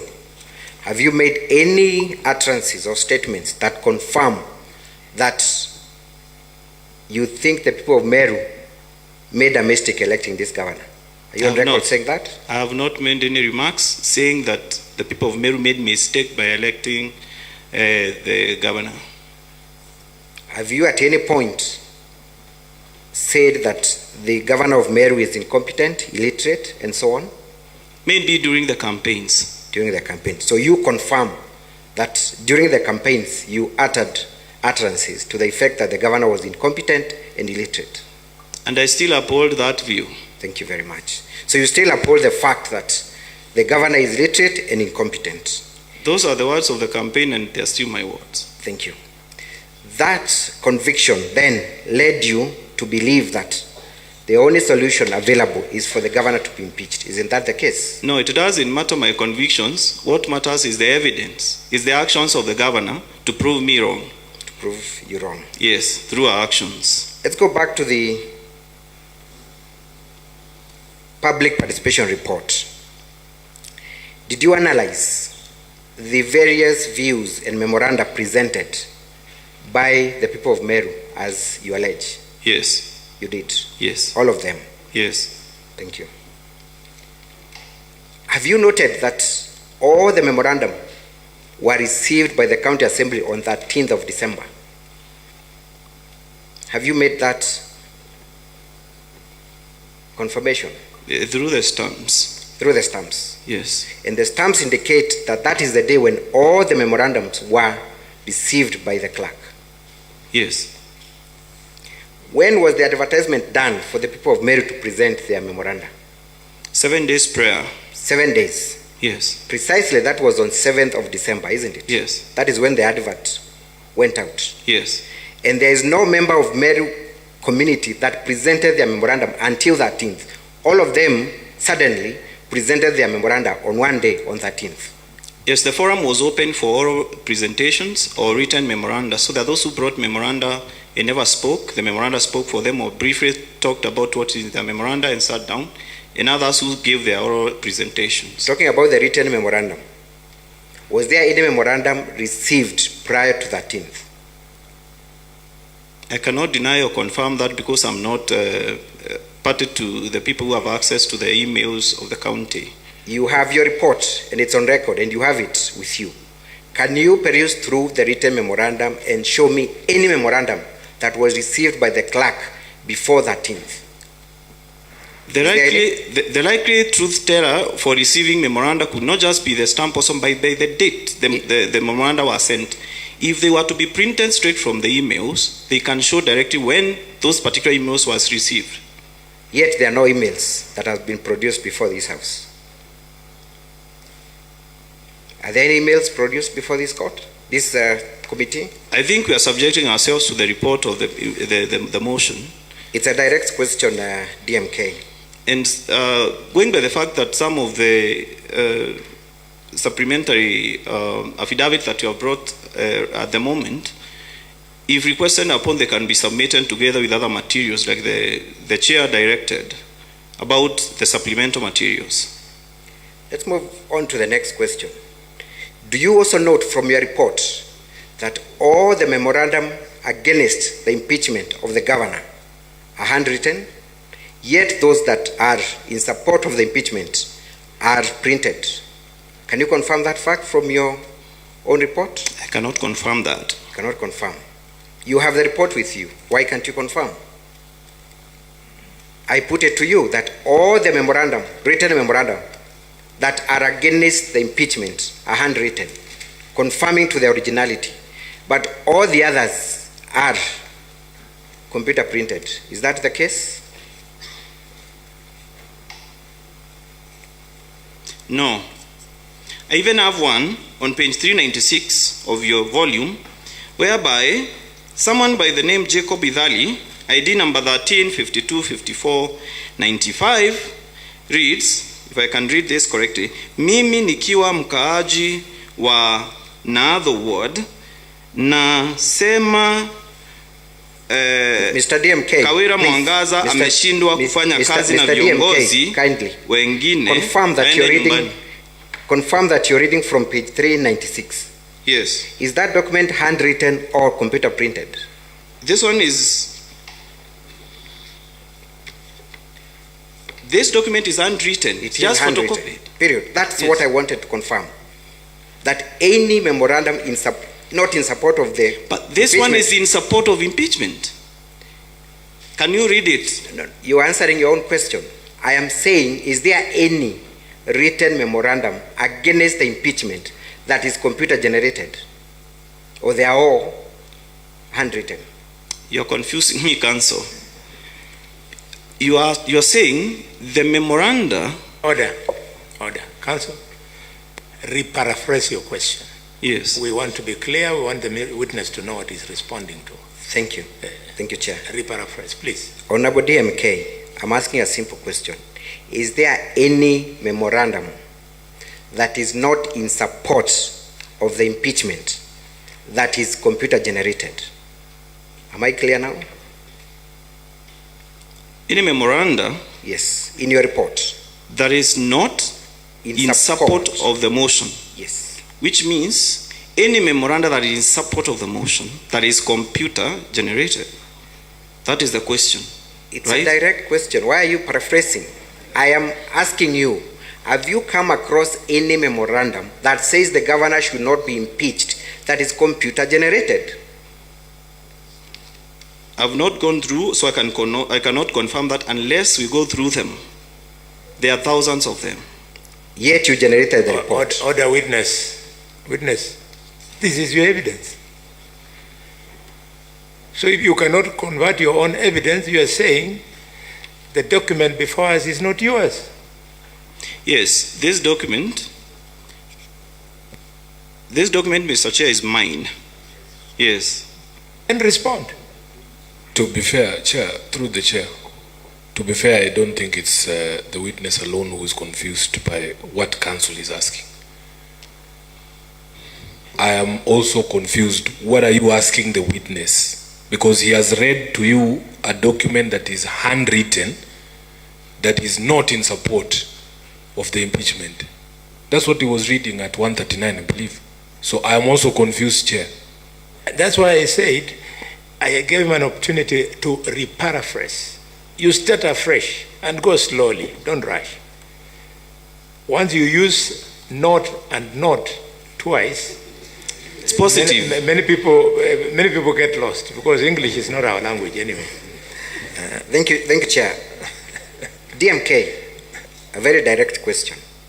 Have you come across any memorandum by members of the public asking the governor not to be impeached that is not handwritten? A memorandum supporting impeachment that is unwritten, right? No. A memorandum that is not in support of the impeachment.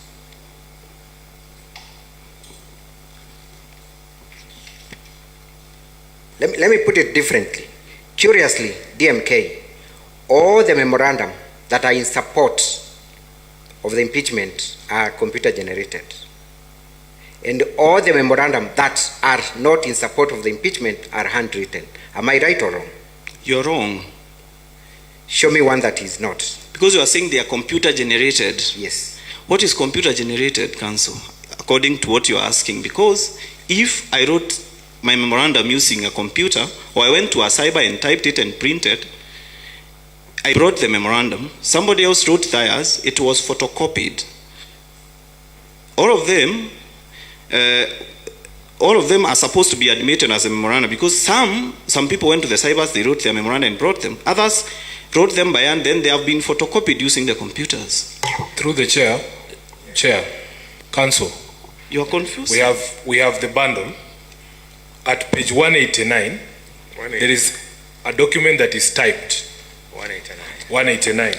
It is typed, what you're calling computer generated.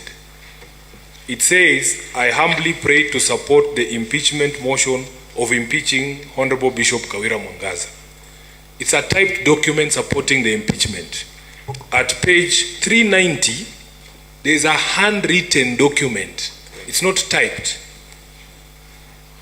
Yes. And she is saying, whoever it is writing, saying, for the following reasons, I request the Honorable choose to impeach the governor. Saying the same thing. So what is your point, Council? Because you have lost me. Let me go straight to demonstrate my point here. Yes. Let's turn to page 175. 175.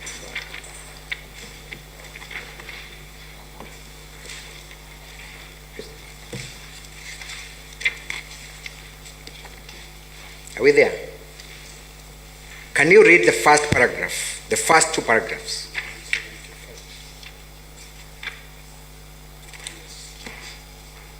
I am a female adult of sound mind, of ID number 32692985, a citizen of the Republic of Kenya working and residing in Abodhogoch West Ward, Imane Central Sub-County, Meru County.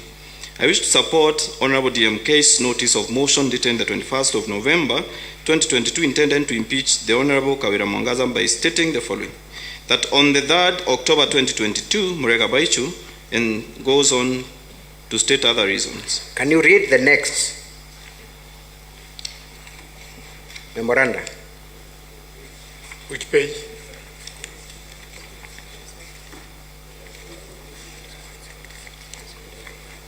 Page 177? Yes. Can you read the first three paragraphs? That I am a female and daughter of sound mind, ID number 39, 337718, a citizen of the Republic of Kenya, and a resident of Abodhogoch West Ward, Imane Central Sub-County, Meru County.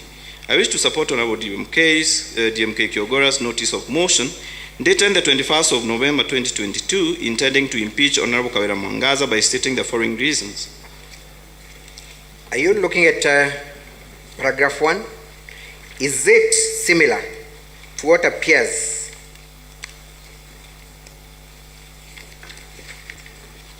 at paragraph 2 at page 175, verbatim? Word for word? Appears similar but is not the same. Same.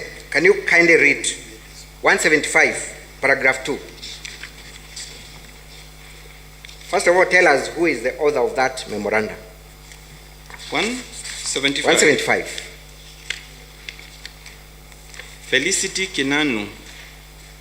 And the one appearing under page 177? Betty Gasheru.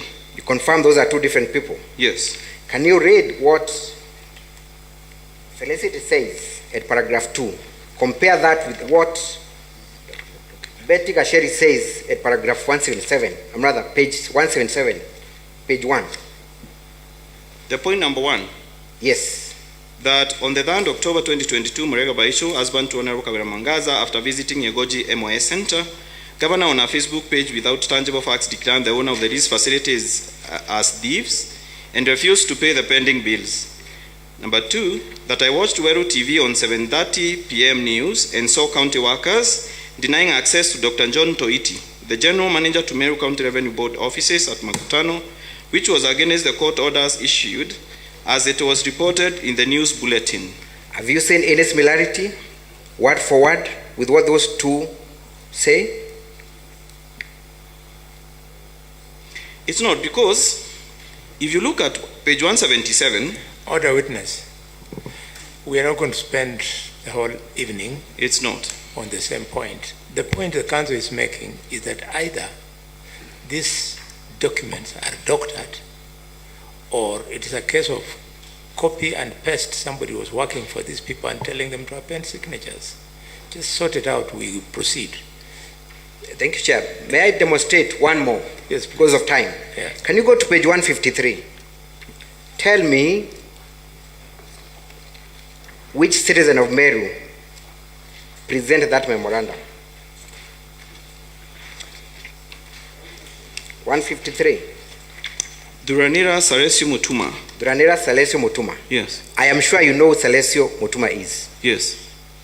He comes from Bori Ward. Is that true? Bori constituency. Yes. Compare that with page 211. Who is the author of that memorandum?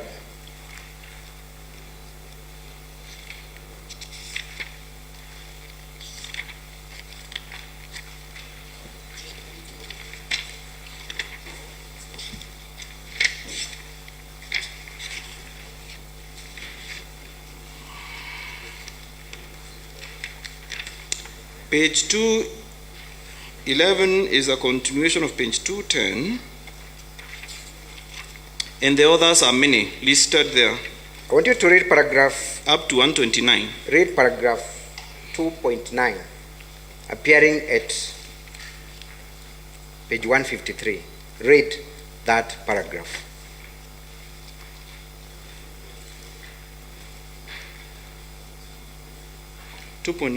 Yes. That on the 25th of October 2022, Honorable Kawira Mwangaza, while in Abogeta Westward, South Imenti constituency appointed... No. Do not. Please read what is written. Page 153. It is not appointed. Read what is written there. There is a word there. You've just said appointed. It's appointed. Appointed. You believe that is a typo, right? Yes. Good. Can we go to page 211? Paragraph 5. Paragraph 5. That on 25th of October 2022, while in Abogesta Westward, South Imenti constituency appointed alternative MCAs. So is it possible that two different people in two different locations are making the same typographical error? What you recognize, Council, is that Salesio Mutuma might come from Bori, but is a resident of Imenti South. So there is a possibility, and is very active in politics, that these people might know each other. So it doesn't have to be because they come from different places. Order, Mr. Kiogora. You are on oath, and your counsel will advise you that there is an offense called perjury.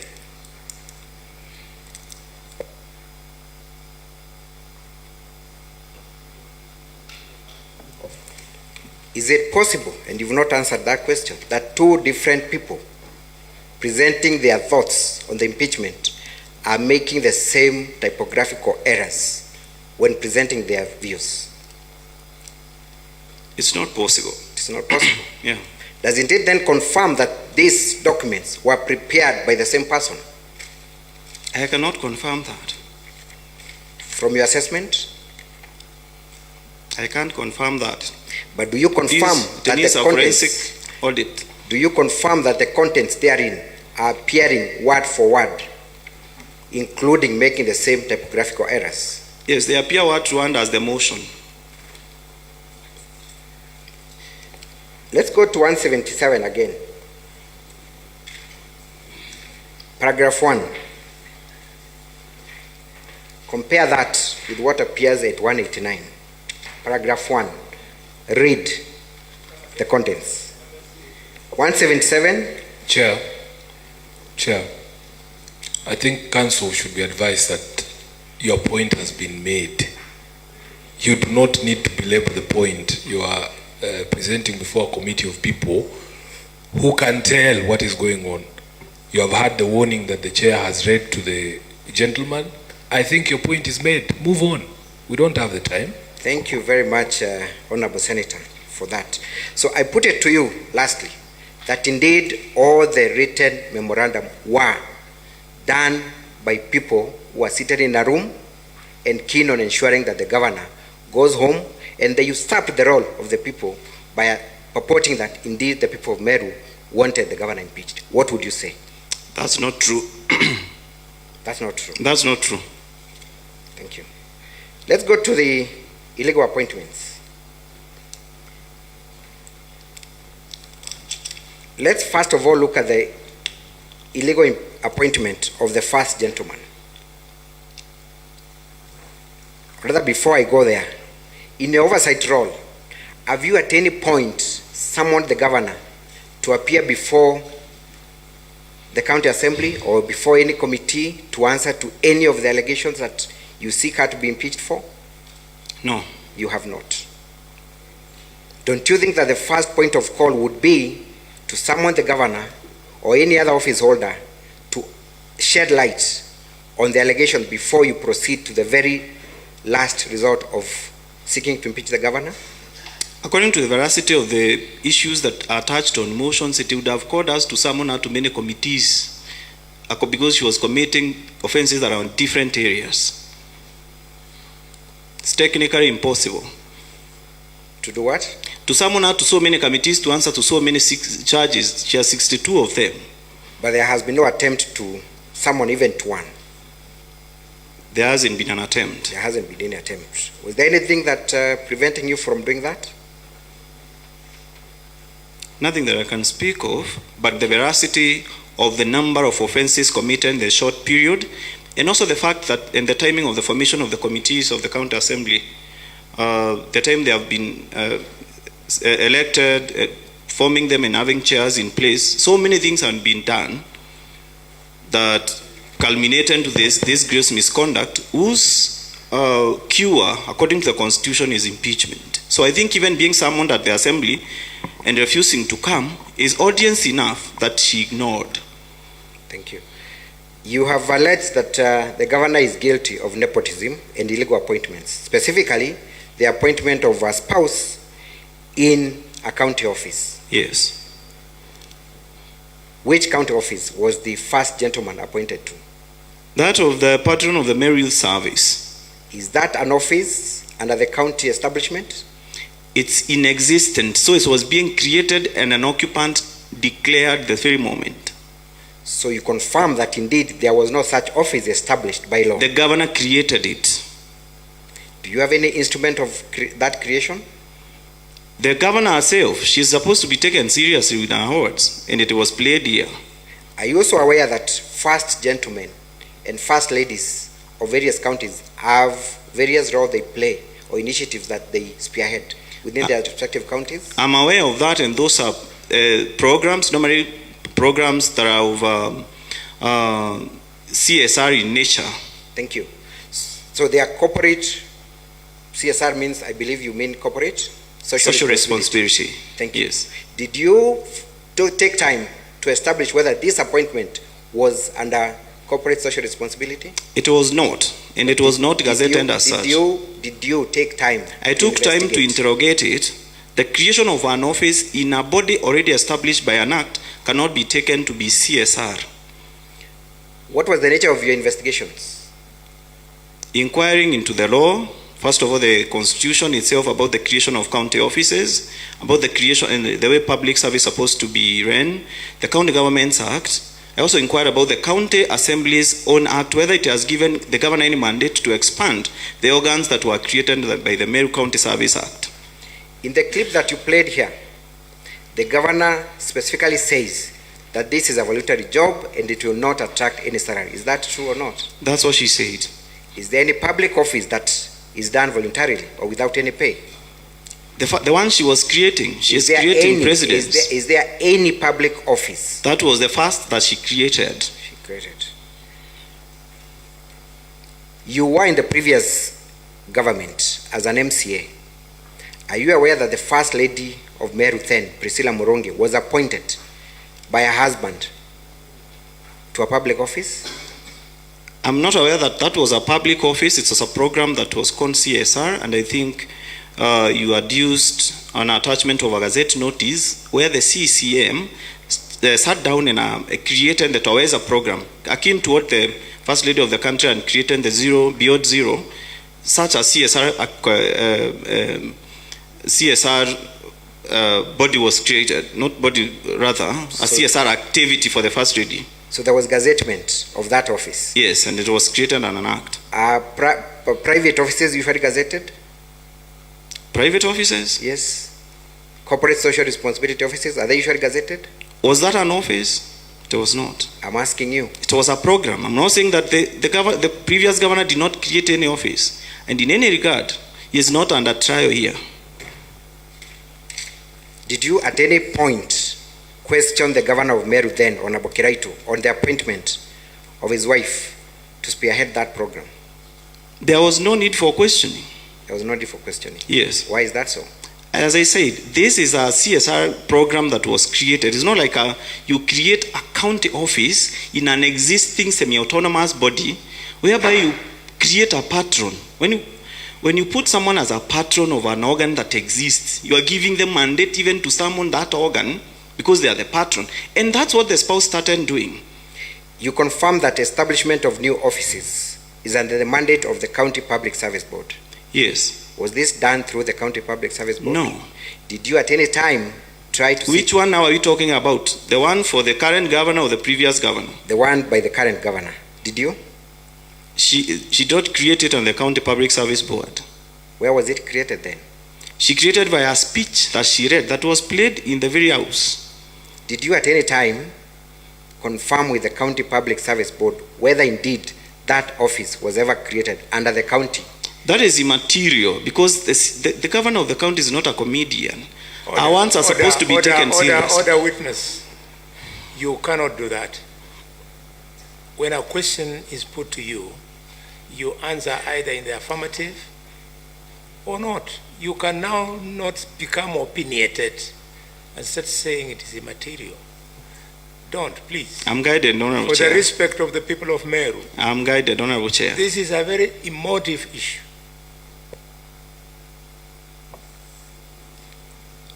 Have you sought information from Treasury Meru County whether the first gentleman is under any pay using public money?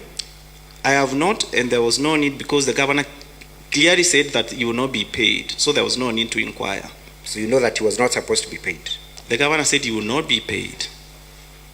Then what is your accusation against the first gentleman? It's not a public office. I'm not accusing the first gentleman. I'm accusing the governor. Of doing exactly what? Of creating an office and an organ that was created by an act of the county assembly, calling it the patron of the Meru Youth Service and appointing the spouse there. And we know the work of Meru Youth Service, the kind of budget that service has. Let's move on. You've also accused the governor of usurping the role of the municipal board. Yes. And to that effect, you have produced a clip showing the governor appointing members of the public to a committee. Yes. So the question is, was the governor appointing members of the municipal board, or was she appointing a committee to deal with a specific issue? She was appointing a committee to deal with matters that are supposed to be left to the Meru Municipal Board. And the board has been mandated to deal with the issues she was appointing a committee to deal with. Have you summoned the board to shed light on whether indeed their roles and mandate have been taken over by this committee? We have not. Have you looked at the terms of reference of this committee? Yes, from the speech the governor gave. We have heard the terms of reference that she gave them. But have you sought from the governor or any other public office? Yes, we sought the governor to come to the county assembly on the 14th of December to explain these charges, and she failed to come. Do you understand the function and establishment of the municipal board? Yes, I do understand. What are they? What are their functions? The board is supposed to oversee issues that have to be done around the Meru municipality. Pardon? The board is supposed to oversee functions, issues that are supposed to be dealt with around the municipality. You're supposed to be guiding us on the specific functions, and that's what I asked. Am I allowed to refer to the law? Go ahead. Because you've accused the governor of usurping the role of the municipal board. I would expect you to know the functions of the municipal board. Specifically, which functions did she usurp?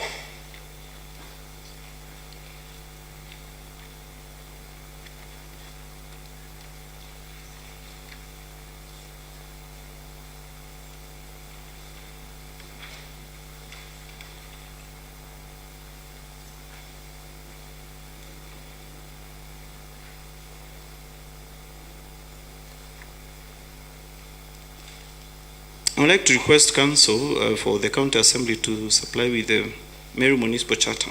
I am amazed, DMK, that this is your motion and you have no idea what the functions of the municipal board are, yet you are accusing the governor of usurping those functions.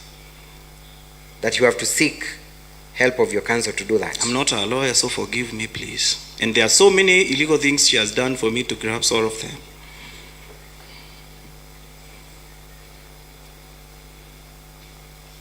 Yeah, kindly, you can share with the witness. Perhaps, Chair, as he shares, he should also refer to us on which pages we can be able to follow those on their bundle. Chair, that would be volume 2 of the Assembly's documents, at page 56.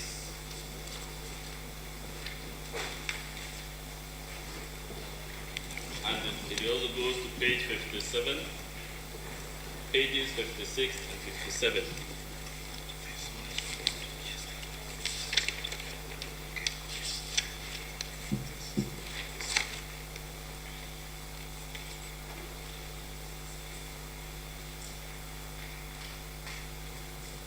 Yes, the board is supposed to exercise the executive authority as delegated by the county executive, that's the governor, ensure provision of services to its residents, as the residents of the municipality, impose such fees, levies, and charges as may be authorized by the county government for delivery of services by the municipality or the city, promote constitutional values and principles, ensure the implementation and compliance with policies formulated by both and the national and county government, make bylaws or make recommendations for issues to be included in the bylaws, ensure participation of the residents in decision making, its activities and programs in accordance with the schedule to this act, exercise such other powers as may be delegated by the county executive committee. Do you know of the specific issue that the governor was addressing? Yes. When he met the warring groups of the taxi drivers? Yes. What was the issue?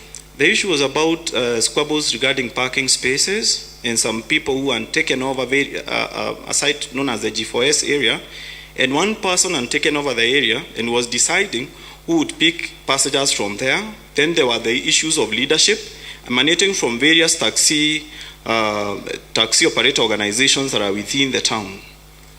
Did the governor then try to look for an homegrown solution by asking volunteers from the two warring groups to form a committee and present a formal memoranda to her? No. Is that what she did? No. What did she do? She appointed them appointed our chairman, appointed the treasurer, appointed the vice chairman from the people who are there.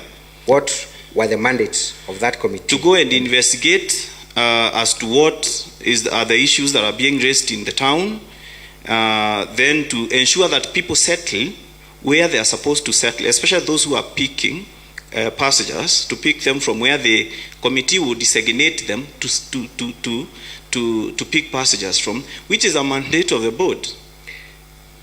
Of all the people who are appointed by the governor to be in that committee, has any of them drawn any benefits from the county coffers? They have not drawn any benefits that I'm aware of.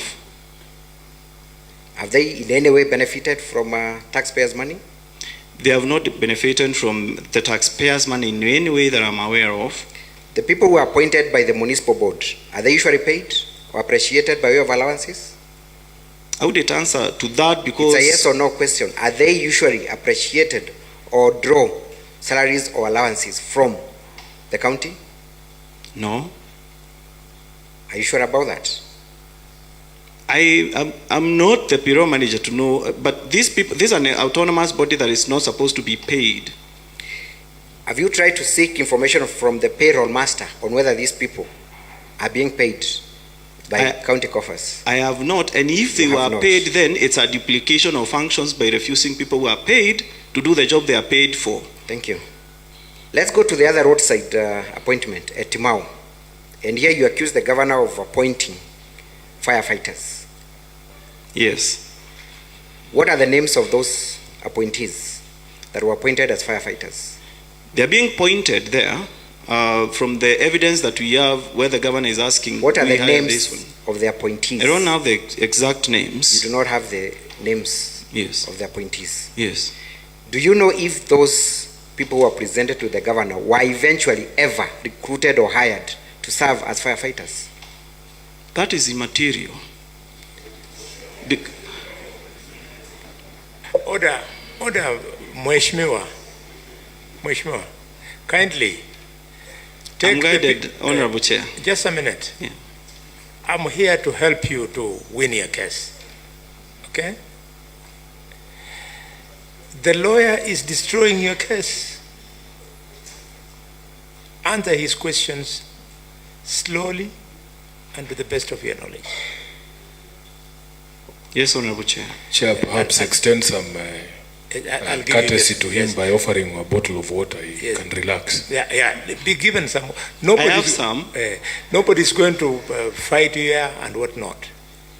You know, when you allege, the law is very clear. He who alleges must prove. So when you refuse that burden, your evidence becomes garbage. So take time, don't rush, and prove. And for God's sake, for the final time, if you will consider any question as being immaterial, we will declare you either a hostile witness or a witness who is not cooperative. That is not our intention. Please. Point taken, Honorable Chair. Chair, can I crave your leave?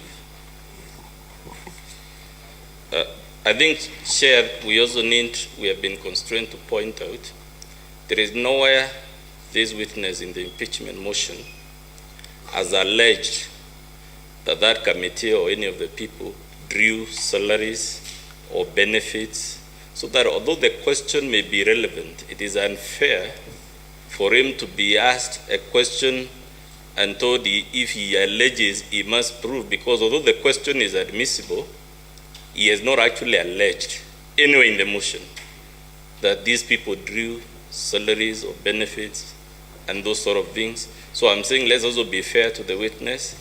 If he has alleged anything and he must prove it to the four corners of his allegation, but things he hasn't alleged, he will of course struggle to answer questions about things he hasn't alleged, and it is imputed that he has alleged them.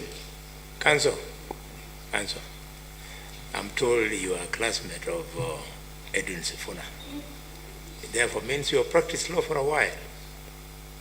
And you know that at the end of this exercise, we will give you an opportunity to do what you are attempting to do. So could you hold your horse? Yes, hold your horse. Unless you want to take the witness stand. Honorable Chair. Honorable Chair. We had intended to raise that issue the Chair has raised, that throughout the examination in chief, even when the Counsel for the Assembly offered opinions and answers to be confirmed by the witness, we did not object for the sake of time. And the Chair is good and we appreciate that you confirm. Let us not be interjected. We are flowing very well with this uncooperative witness until the Council stood. Let him allow us to struggle. We resort to Chair for guidance. Let us not be interjected. Thank you for protection. Thank you. And then, my dear Counsel for the Governor, we are managing time. I've already given you 45 minutes. So know how to use your time. Or are you competing for the 1 hour? No. Don't hang too much on small print and fail to tackle the big issues. Thank you, Chair. I am on to my last two questions. Then I usher in my learned friend to proceed with the rest of the cross-examination. DMK, of all the alleged roadside recruitments, have you gotten any confirmation from the County Public Service Board that indeed any of those nominees was eventually recruited? No, I've not. You have not. Has the County Public Service Board ever complained that their roles and mandate is being usurped by the governor? I've not seen such a complaint anywhere. You have not seen any. Lastly, in all the rallies, Timau, Kobo, Kianjai, and the Meru stage, were you present? I was not. You are not? Yes. So you cannot confirm the context under which those pronouncements were made? I can confirm from the videos and the TV because I follow TV. I can confirm from the videos and from the speeches, and it was clear as to the intentions. Do those videos cover the entire event from beginning to end? Of course not. They are very long. They do not. Yes. So you are not aware of the actual context under which those statements were made? I'm aware of the context. I'm aware of what I have adduced as to the intention of hiring that the governor has done. Yet you confirm that none of those people were ever eventually hired or recruited? I've not seen any. Thank you. From the service board. Thank you. I usher in my brother to proceed. Proceed. Thank you, Honorable Chairman. Mr. DMK, how are you? I'm very fine, sir. Please put your name on Hansard, sir. My name is Manassas Mwangi. Manassas Mwangi, appearing for the Governor of Meru County, Her Excellency Kawira Mwangaza. DMK, you're serving the people of Meru for the second term? Yes. Have you been employed in public service? Yes. What capacity? I was a loans officer at the Higher Education Loans Board. What was your probation period? The probation period was 3 months. 3 months. Yes. In the public service, also in certain positions, the probation period is 6 months. Yes. Thank you. In the videos that you played to this house, were you present during the events covered in the video? No. Did you know any person who was present in those videos? In some I know. In some you know? Yes. About how many? Roughly? I'll need time to count so that I can give the correct answer. Very well. You have produced how many videos in total? You can't remember. Supposed to be 17. 17. Yeah. Thank you. Did you ask the persons who were present to avail you with any statement confirming the statements and the photos you saw in the video? Yes, in at Ugoji and at Mweronkanga. And you were provided with the statements? Yes, the statements are part of the testimony. Were they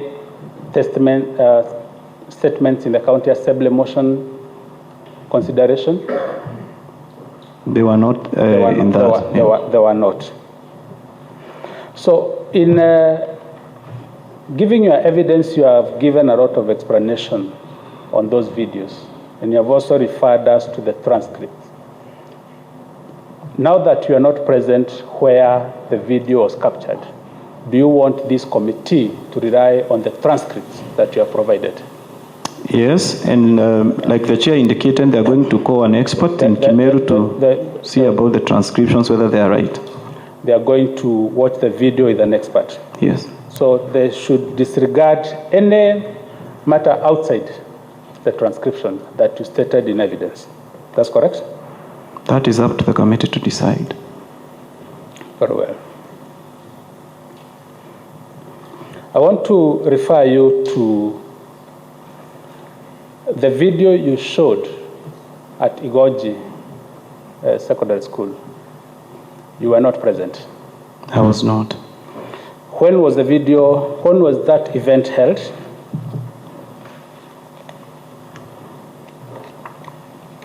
Would it be 24th of October? Yes. And there was another video of chaos. Honorable Chairman, the video at Igoji Secondary School was Annexure 11.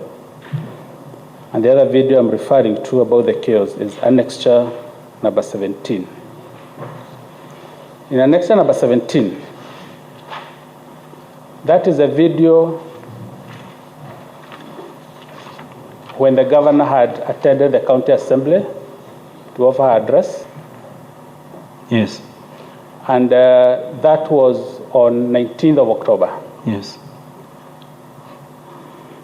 The day before the governor's address on 18th of October, there was a press conference by all the MCAs. Do you recall? Yes. The Speaker of the Meru County was also present. Yes.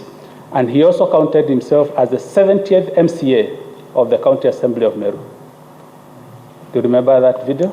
I don't recall that particular. You don't recall? Yeah. We refresh your memory, Peter. But you remember there was a press conference. Yes. And the members of the County Assembly said they are not able to work with the governor. The members of the County Assembly, in that press conference of 18th, you can't recall. Let's go to the video annexure number 11. Council, yes. We would like to hear his answer. Don't answer for him. What is your answer? Because I never spoke in that particular press conference myself, but I don't remember the members. The members, they may have stated that there is an hostile working environment in the county. Do you remember the speech by the Speaker himself? No.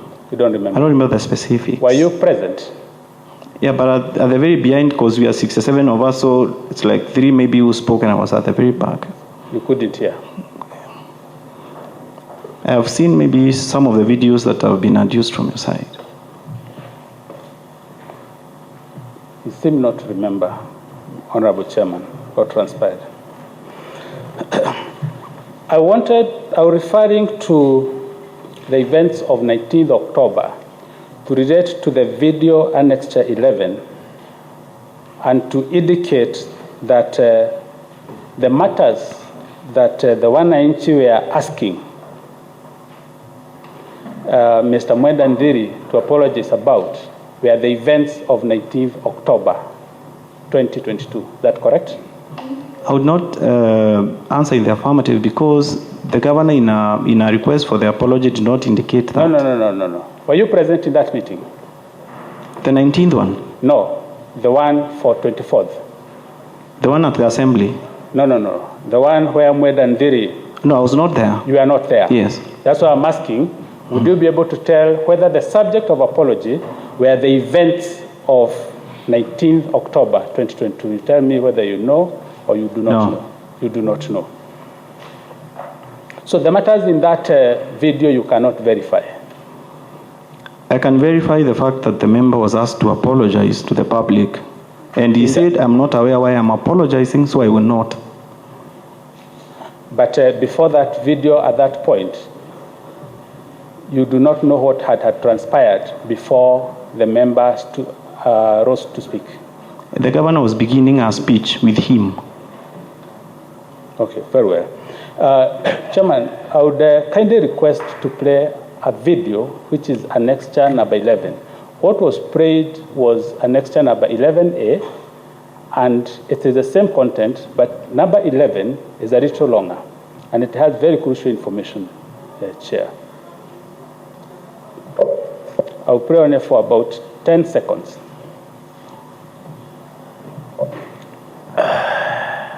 Vice Chair, please approach the chair. Please come. Please come over.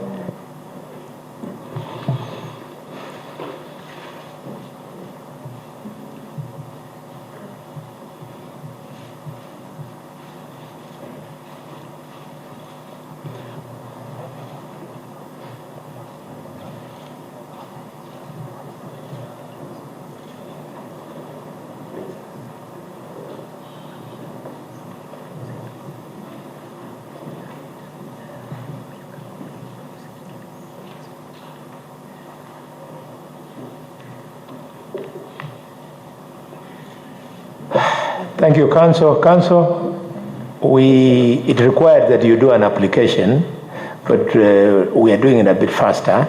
Instead of you going through the formalities of applying for that, we will allow you, because we also didn't restrict the county assembly when they are requested for videos to be played.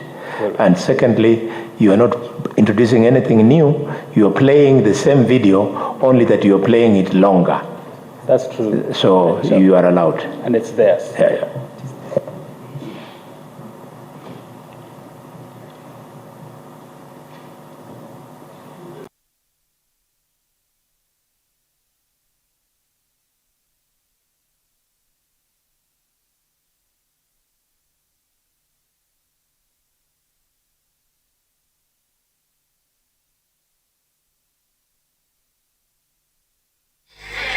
I'd like to pause at that point. In their own evidence, the mover of motion has produced evidence that says the MC Akithi Ward, Mwenda Adhiri, refuses requests by Mwana Inchi to apologize and work together. It is their own evidence. They supplied to us, they supplied to this committee, but it was deliberately not played. Chairman. But he says he was not present at this meeting. Chairman, Yes, confirm that. Chairman, perhaps Council can confirm to us whether that caption is exactly what the governor is saying. Is it a translation of anything that is happening there? It's a caption. It's a caption. So how is it related to what the governor is saying or what actually the crowd is saying? Honorable Chair, this is a video we will also play when we are giving our evidence in chief, and it's their evidence, and it's their own caption. And actually that is what transpired. The honorable member for this ward, Mwenda Idhiri, arrived late during this meeting. It was a developed meeting. Chair, I think now Council is giving evidence, and I don't think that is. I was giving context to this video, and I was saying... Allow the context to come from your witnesses and the witnesses that you are cross-examining. I don't think it's proper for you to do that. Thank you very much. Council, you are not losing anything. We're going to protect you when it comes to your time to present the evidence of your side, to do what you're doing. Let's not look like we are allowing you to give evidence during cross-examination. That would be unprocedural. I understand, Chairman, I'm well guided. I only feared they may say we did not avail that video during their time, when it was their time to answer. But we will deal with it now that we broadcast it. Let's go to the events of 24th of October. Chair, sorry. Thank you for the intervention of Senator of Nairobi. We can skip that as long as they will be given a chance to cross-examine the same witness about this video. Thank you, Chair. Chair, I'm guided. Proceed. The events of 24th of October, these are events pursuant to the standing orders of the County Assembly. Is that correct? Yes. Order number 20. That the governor is required to give an address at the opening of the assembly? Yes. Or was it any other ordinary address? It is at the opening of the assembly. At the opening of the assembly. She was formally invited by the Speaker for Yes. that purpose? Yes. The invitation was formally gazetted? Yes. The governor came and found the gate closed. In the video that you broadcasted, annexure number 17. Is that correct? That's correct. The governor actually walked from outside the county assembly into the premises and precincts of the county assembly. Is that correct? Yes. We saw the governor walking. Yes. The governor then went to the assembly hall and began giving her speech, and everyone walked away. All the county assembly members. Is that correct? There were events before that. No. Did the MCAs walk away? Yes. The governor was standing and giving an address. Yes. Regardless of the reason. Yes. Thank you. Did the speaker caution any of the county assembly members walking away as an unparliamentary conduct? None that I've seen. Yeah? None that I've seen. None that you have seen. Yeah. Then after that, the speaker drew the attention of the governor to the empty house Yes. and asked the governor to leave the podium. Yes. And the governor walked to the precincts of the parliament where the cars had now been allowed into the parliament, the county assembly. She went with the speaker to his office. Then eventually left the premises. After the meeting with the speaker. After meeting the speaker. Yes. Were you in the meeting with the speaker? I was not. You are not. Yes. She boarded her vehicles inside the premises of the assembly. Yes. And drove out of the gate in her vehicle. Yes. You said that the governor came with a huge crowd and subdued any force, and they opened the gate. She came with a crowd. With a big crowd. Yes. This would think was a crowd supporting her, mobilizing her, rallying her, or what kind of a crowd was it? They were chanting. Yes. Her name. Yes. And singing. Yeah. Outside the gates of the assembly. So you're also saying that the governor has a following in that county? She has a following. She has a following. Yes. It's not all the county residents who require the governor out as undesirable. Yes. It's not all of them. Yeah, it's not all of them. Thank you very much. When she was leaving at the gate, again, the mob and the crowd that had come with the governor demanded an address from her. Did you see that? I didn't see them demanding because she went out on top of the car. She went out on the top of the car? Yes, when she was leaving. But she gave an address outside? Outside the gate. Yeah. From the videos you saw, the governor pelted with stones? From the video we played, actually, I saw stones flying and some were flying. From inside the premises of the county assembly? When the husband was shouting, No. MCS are throwing stones, I was seeing people, crowds inside. Mr. Witness, once you answer my questions as yes or no, we are able to move quickly to the next one. And you have an opportunity for the examination. Yes. Your counsel will come and allow you time and guide you to clarify and Yes. give a story. Yes. If you have an alternative fact.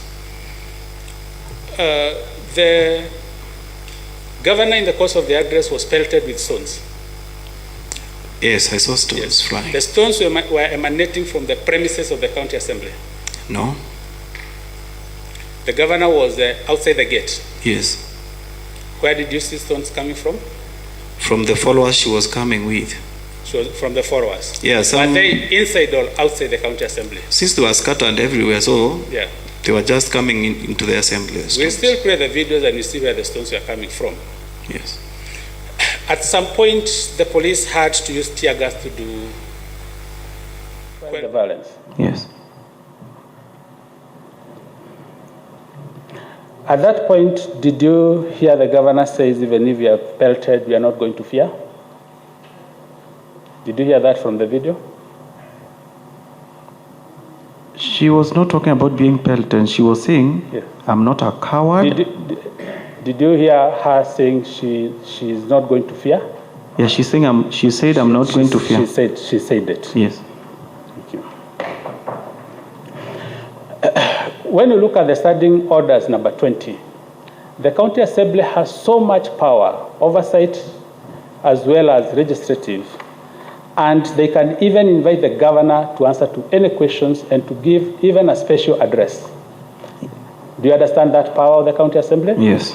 Do you remember the county assembly of Meru exercising that power at any point to invite the governor to address all the issues you are lamenting in your motion? That was not done. Yes? It was not done. It was not done. Yeah. Thank you. Have you seen any letter emanating from the county assembly asking the governor for any explanation on the things you have lamented about? Yes, during the impeachment motion. And before then? Before the motion? No. Yourself, did you ever write to the governor complaining about what she was doing as a citizen of Meru? Because you said you have brought this motion as a public-spirited Marian. I did not did you write any letter? No. You did not? Yeah. You did not even seek to visit the governor for a courtesy call for that purpose? I did. Did you meet? No, she was not available. I called her. You called her? Yes, she told me she's going to Egoji, so I should go there to meet, to tell her what I want there. Oh, she had a program? Yes. And she informed you of the program? Yes. Did you, since you had time you were looking to meet her, yes, did you go to Egoji?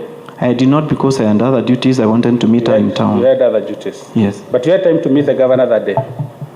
Yes. You had time to meet the governor that day that you had called, that's why you had called her? I wanted to meet her at the assembly because the activities were around the assembly. For maybe 30 minutes I come back. Our office is just opposite of the road. On the sidelines of the assembly? Yes. Okay. You've talked about verification of leaders. And you've talked about the current Honorable Minister for Agriculture. Yes. Did you have any conversation with the minister that he ever felt verified by the governor? So I gave him some calls and they went unanswered. The calls went unanswered? Yes, by him, yeah. Did you ever write to him and inform him, even you are bringing this motion and he's a subject? No. No.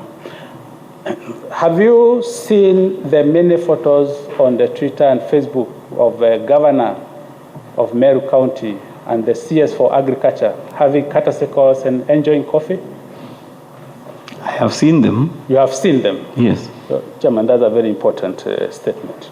You have also seen the governor of Meru County launching the tree planting exercise with the CS for Agriculture and the Honorable Member of Parliament, Rahim Dawood.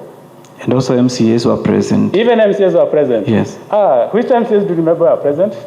The speaker was there. The speaker was there? The majority whip was there. The majority whip and was several others were there during the launch of the tree planting exercise at the invitation of the CS. Oh, very the well. CS who had written to us. Okay. Yes. Did you see any animosity between the two? Between? The CS and the governor? The CS for Agriculture.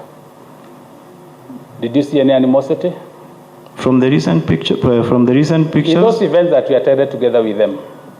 Personally, I was not there, but from the pictures I've seen, yes, there was no animosity from the pictures. In fact, all attendants were very happy. You can see Rahim Dawood laughing. I've seen pictures. I don't know, you can date happiness and what somebody was laughing about on a Facebook picture. Yeah. But you can see them laughing, whether you know the reason or not. I've seen such pictures. You have seen such pictures. Very well. There is an allegation that the county governor of Meru has decided to control all institutions, including the sagas. You broadcast to us one video of the governor talking about the Meru Level 5 hospital. Do you recall? Yes, but it was not all. It was not like all. you have put it. I'm interested in just what you broadcasted. Yeah, we're talking about the Meru Level 5 hospital, not all the sagas. That Meru Level 5 hospital. That was the subject. Actually, that's what I want us to discuss. In that video, the governor talks about the mental health of the health workers. Do you remember? Yes. She says there is need for wellness for the health workers. Yes. And she asks the management to think about the wellness of the health workers. Yes. In that statement, even where she's commenting about the money the hospital raises, do you hear her mention the word budget? The word budget is not mentioned directly. Is it mentioned indirectly? Yes. Good. It is your understanding that semi-autonomous government agencies are self-accounting and they have their own budgets? Yes. You understand that? Yes. So they can prepare a budget and they factor all the concerns the government thought, the governor thought are good to be addressed on behalf of the health workers? Yes. And they be factored in the budget? Yes. And that would be legal and proper? Yes, if the money is requested through the normal channels. Let's go step by step. We are coming there.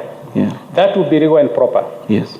To the best of your knowledge, has any budget so far been prepared on behalf of that saga?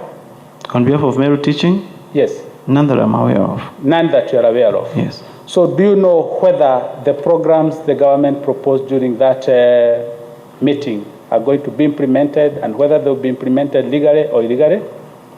We would know if you saw them in our budget. You can't tell. No. They have not happened. They have not happened. Can you tell? No. I can't tell. Yeah. There is another very emotive issue that you have raised. I don't know why you decided to bring it, but it's about the church. You remember you played 2 videos that affect the church. There was one that had persons with red robes. That's the clergy. I think that was annex number 10. Annex number 10. Yes. That you played for us. You saw a gentleman who was in a pale green sweater giving a warning that we do not know what the color red means in church. Do you remember? Yes. You remember. You also saw another person who is abled differently. I think he's called Macarena. Yes, I saw him. You saw Macarena? Yes. Is that his proper name? Or that's I think that's a nickname. That's a nickname. Yes. But you remember him talking about the curses? Yes. And saying that the governor doesn't know what he's praying with, and his advisors, I don't know whether Mutuma was envisaged, are not educated. I saw him saying that. You saw him say that. Do you agree with him? That is his opinion. I don't agree with it. You do not agree with him? Yes. It's important that it goes on record. His witness do not agree with the content of that video. Not the video, but the content of the speech. To that extent. I've said to that extent. Yes. Then in the prayer that you say is a prayer of mockery, before you go there, the governor responds to these statements by the individuals I've referred to. And she says that whether she is cast, whether they wear pink or purple, there will be blessing upon her. Do you remember her saying that? Yes. She says it doesn't matter what she's doing, it's good, and whether the priests are wearing purple or pink, there will be blessings. You remember that? Yes. You also remember that she refers to a passage in the Bible and refers to a character in the Bible called Barak. Yes. And what does it say, Barak, what happened to Barak? Was it Barak or Balaam? I think it's Balaam. Balaam. Yes. What happened to Balaam?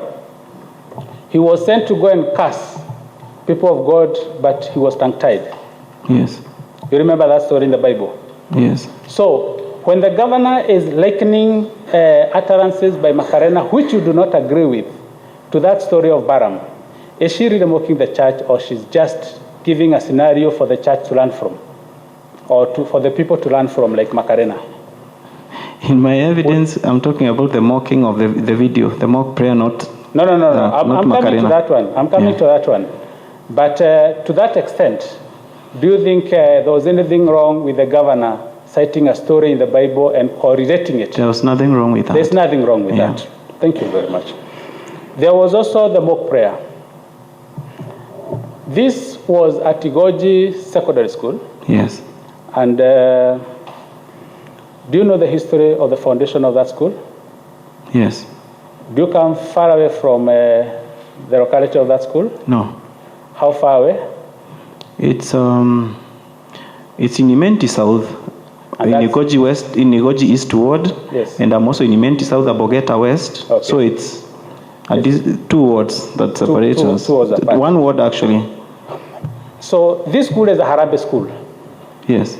Harambee school means that citizens, private citizens, contributed pieces of land to bring up one parcel of land to become a school. Yes. That's the meaning. Yes. So this school was created out of the efforts, of the Harambee efforts of the community. Yes. And they brought land. Yes. And they initially built a school. Initially there was a school. Whether or not the church, I'm coming to the construction by the church. Yes. Initially there were classes. I cannot confirm you cannot confirm. Who built, because the church was given as a trustee, so they built the school there. They were given the land and built as a trustee and built the school. But were they given terms on how to manage the school?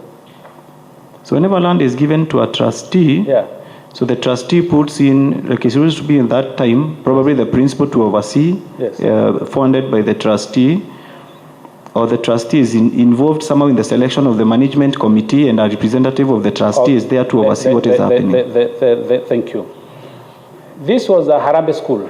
Yes. It is registered as such. Yes. So by the time the church is being given the school, yes, it's already a going concern, or it's a running school. By the time they are being made a trustee. Or was the church given empty land? The church was allocated. Normally what used to happen when these lands were consolidated, they were given a trustee so that they don't get grabbed or disappear. Yes. So the church was given as a trustee of that land when it was consolidated from the public. Okay, thank you. In relation to this particular school, would you know whether the community had any concerns about the school? Management or otherwise? I wouldn't know because somehow the trustee was running the school and they closed it down. So it has been running closed for quite some time when the county came in to lease the facilities around it. Thank you very much. The school has been closed. Yes. Approximately from when? I cannot speak to the time, but the school was closed. Before COVID? No, that school could have been closed maybe 2010 or thereabout. A long time ago. The classes have just been lying there. Over with the trustee doing other things in the compound. The trustee are doing something else in the compound. Thank you very much. So, did you know about the functioning of this school, or what the trustees are doing, or why the county assembly has leased, the county government has leased back the school? I would know that the county government leased the land. First of all, tell us whether you know or you don't, so that you know whether we move on to that question. Whether you know why the county leased? Yes, and under what terms? Yes, I know the county leased the hospital. They leased the classes for use by the Mayor with Service. They leased the classes? Yes, from the trustee. Okay. What is it being used for now by the county? To train youth under the Mayor with Service, whereby once they are recruited, they go there for discipline training and so many other things before they are posted to various colleges. Yes. Yes. Okay. Was that leasehold a subject of discussion or debate in the county assembly, whether in the current one or the previous one? The previous one I was there, it was not a subject of discussion. Yes. It never arose. Yes. The current one, the matter has not Has not arisen. Has not yet come to the assembly. So if it was not debated in the county assembly in the previous assembly, yes, I saw the list was entered in 2019. Yes. Honorable members, I'm referring to a lease agreement in the governor's bundle of documents, volume 2, and it commences at page 112.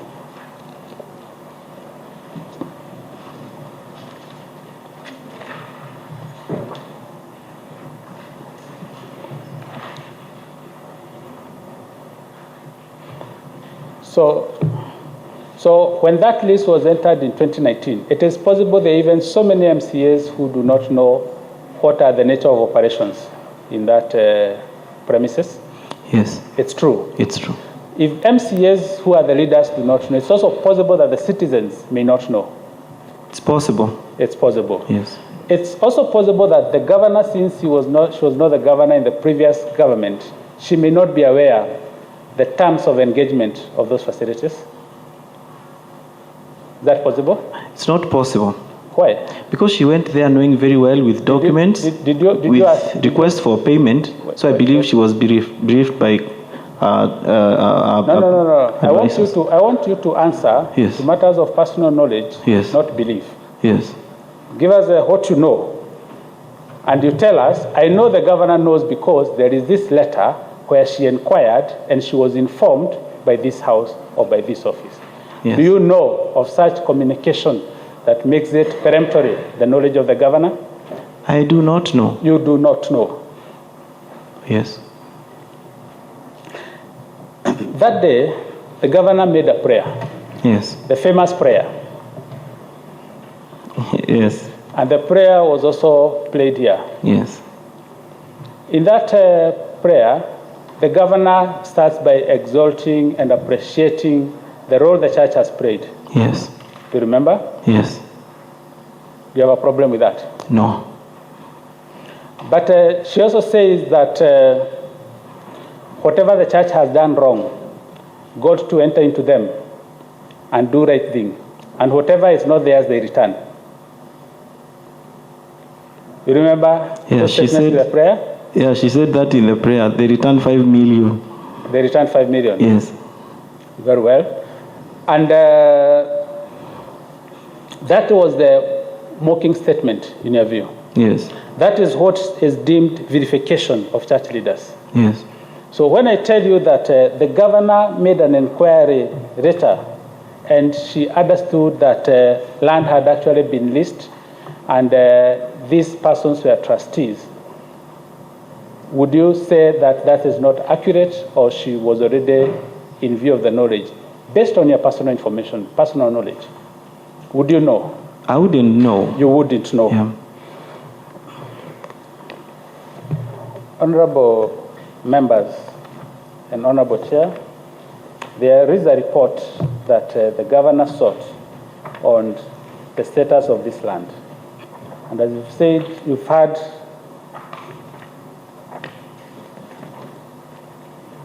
this report is at page 107, bundle of documents in support of the governor's answer, volume 2, at page 107.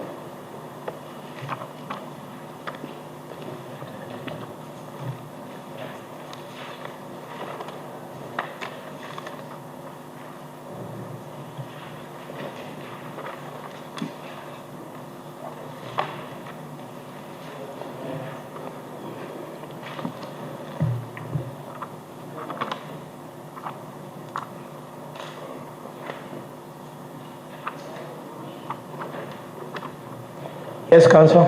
Yes, and at page 143 that follows, there is a document from the church. And you can see in that document, the church explains what it understands is the nature of that land and the two public institutions operating on that land. Through the chair. Thank you. Chairman, I do not want to question my colleague's style, but wouldn't it be better if he led these documents during the taking of his own witness and use this time to put questions to this witness about the things that he has told this committee? I think, Council, yes, the senator has a point. Yes. But I don't want to take away anything from you, yes, because even the guidance the senator is giving you, yes, you are still within the framework, yes, because what you are asking arose when the Council of the County Assembly was making their case. But the senator we are requesting you that which you can reserve for your time tomorrow, yes, do so, and here just highlight. It don't look like you're prosecuting your case. Very well. I understand. I'm aware of it. And for information, yes, the County Assembly did 1 hour 45 minutes, yes, and you have now done 1 hour 10 minutes. And in usual practice, yes, your side cannot be given the same time. You're just supposed to, or am I out of? No, Chairman. Your time is supposed to be shorter. In a quarter of an hour, yeah, I'll wrap up. Yeah. Quarter of an hour. Quarter of an hour. Very good. Thank you very much. Members, you okay? Very well.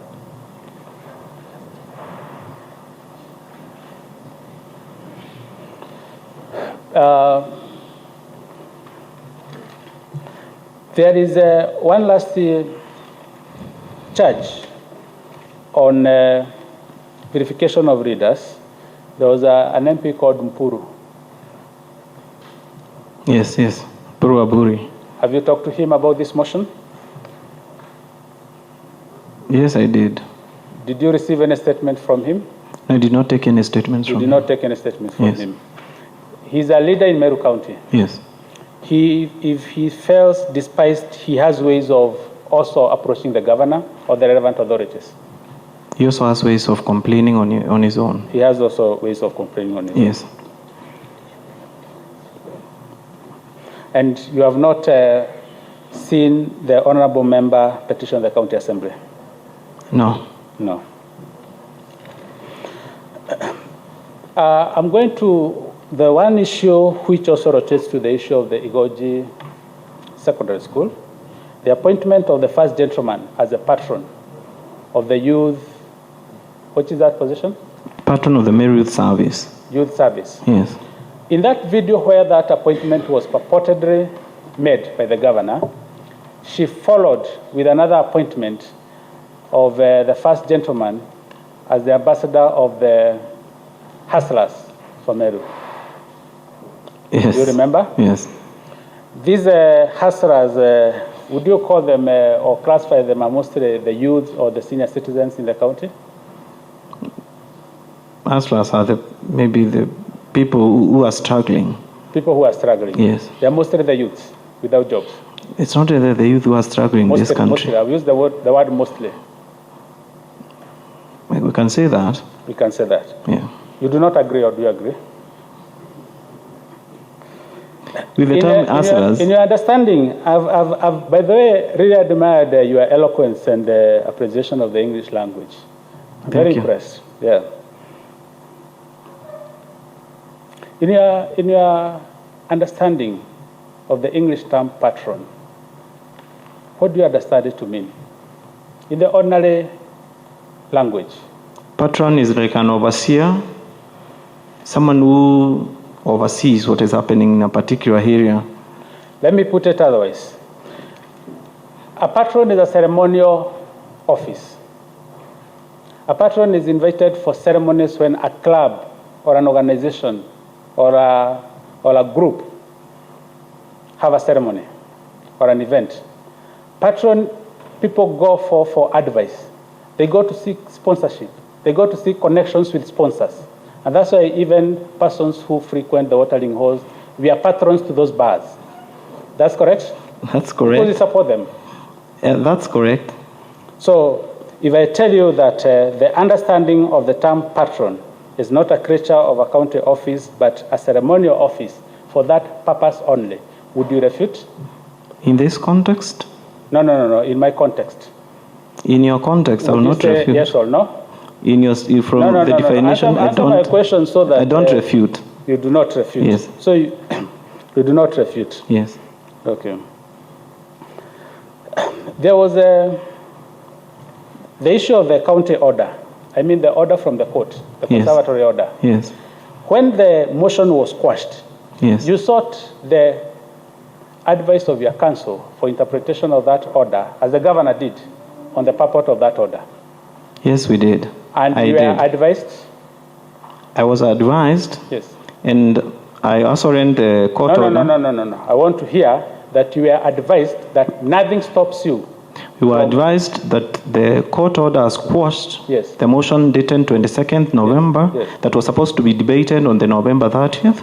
Thank you very much. And that was when you sought advice from your counsel, you also expect the governor sought advice of her counsel? Yes. Would you charge her or verify her for following the advice of her counsel? I cannot. You cannot. Yes. You received a letter from her counsel explaining why they do not intend to appear, because they do not want to violate their own orders that they got in their own favor. You saw that letter? I saw it. Hazard. It was read by Would the you speaker. verify the governor for following such an advice and communicating to you? I cannot vilify the governor cannot for verify following the the governor. advice of counsel. Thank you very much.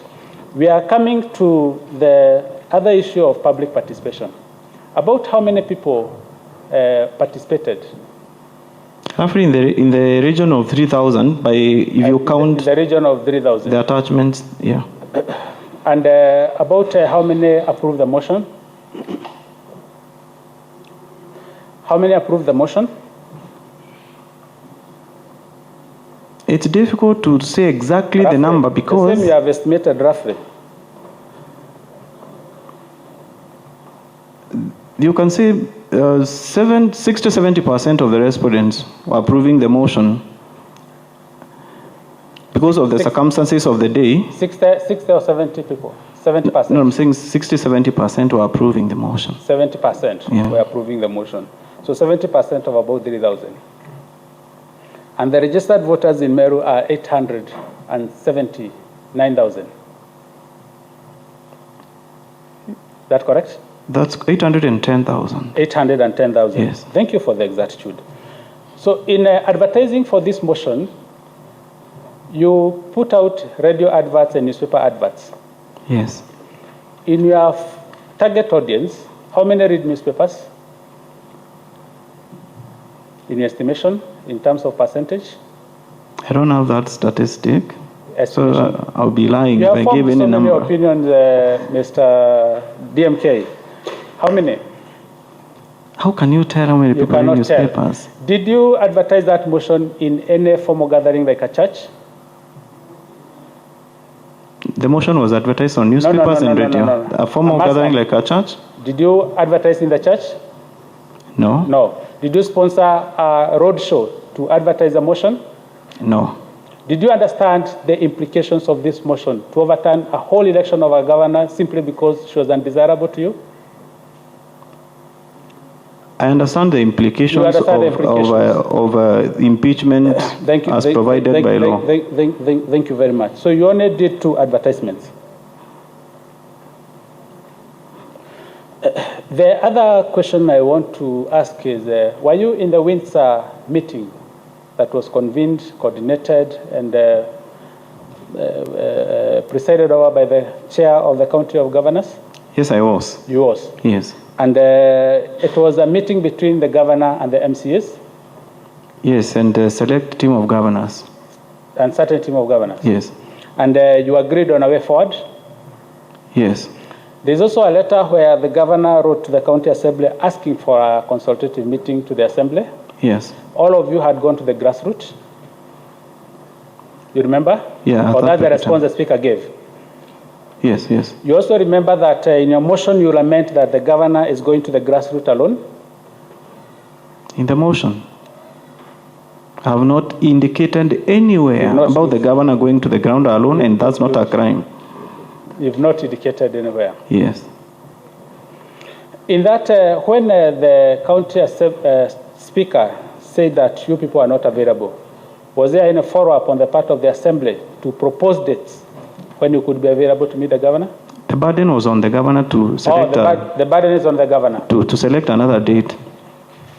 How will she know what is convenient a date for you? By calling the speaker and talking, because the correspondence was between the two. Did you inform her that she has a burden to call the speaker and arrange a date? I think she should have read the letter that the speaker wrote. No. In that letter, did you see anywhere she's told to call? Yeah, the speaker has mentioned that the governor can select another date. No. I'm talking about, you said a phone call to the speaker to arrange and agree which date is convenient to the MCAs. Is there such a statement in that letter? There is no statement like that in this letter. Yeah.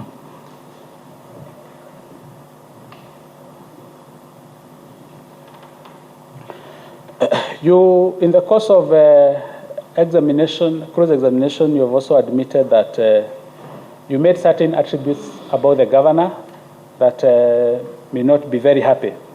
Would you also like to be prosecuted for those utterances? Which utterances are these? That the governor cannot read 1 billion shillings, the governor cannot manage 63 million, the governor is illiterate, the governor is not elegant, the governor is not flamboyant. Council, I have not made all those allegations in my speech. It was about mathematics in that speech, and I do not wish to address issues that you have handed to what I had said in that particular video, because my talk was all about the numbers, and it was a campaign speech anyway before the elections, and the matters before us are events that have happened after the elections. There are so many matters that happened before the elections. If you are going to do campaign speeches, you are going to want even charges to the governor.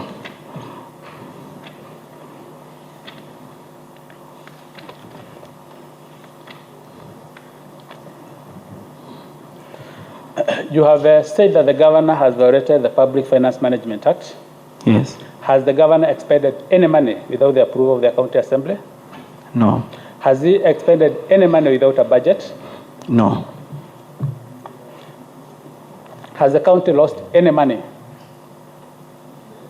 None that I'm aware of. None that you're aware of? Yes. Has she paid any ghost worker who is not on the payroll, to the best of your knowledge? I'm not aware of the payroll in the presence or absence of ghost workers. You're not aware of? Yeah. When the governor came to address the county assembly on 24th of October, and there was a crowd, and then she was pelted with stones, would you ascribe that day as a governor's meeting where she organized a riot, or she had come to address the county assembly? I don't think she had come in peace. No, she had not come in peace. Yes. But you cannot say she organized riots.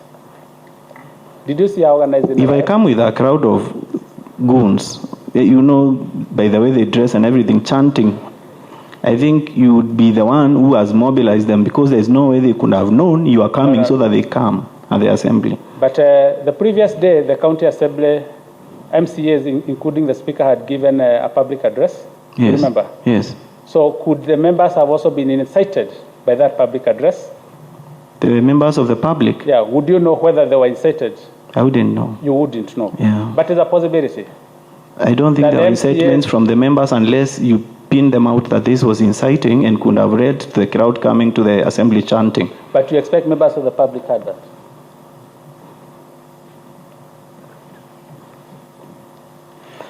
There was a misconduct in respect to CECs.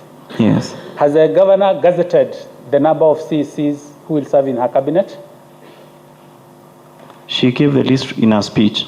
Yeah. She gave a speech from her office. She gave a speech? Yes. But you don't know any cabinet position she has gazetted that she has violated. Do you know any? Reframe your question. The way a cabinet is constituted in the county level, the governor decides how many ministers she will have, and she gazettes those offices. Is that correct? She doesn't gazette, but she writes to the assembly saying she has nominated these members of the county executive committee member. Is there a time limit within which she must do that? There is no particular time limit. Is there or there is not? There is no particular time limit. There is no particular time. Yes. So she is still within her time. I wouldn't say that, because she would have left the names as three, as they were. She should not trying to go around the law.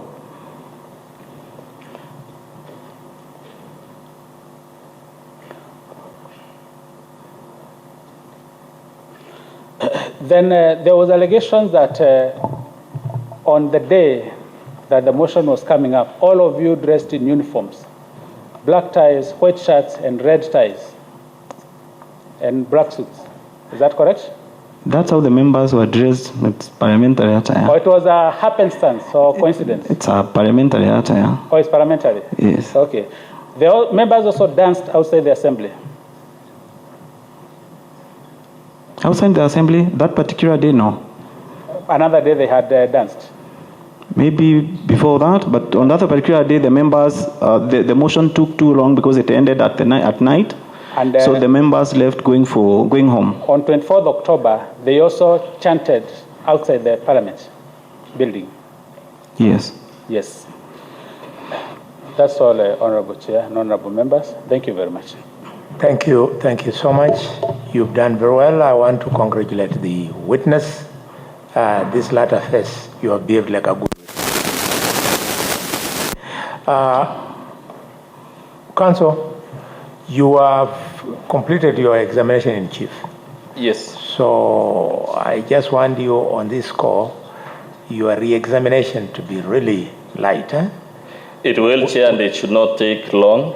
I will only ask 2 or 3 questions. How many minutes do you want? If you give us 10 to 15 minutes, it should be enough. I will give you 10. Okay. Just some guidance. I was thinking probably it would be neater if counsel was to take the re-examination after the questions from the senator, so that the senators...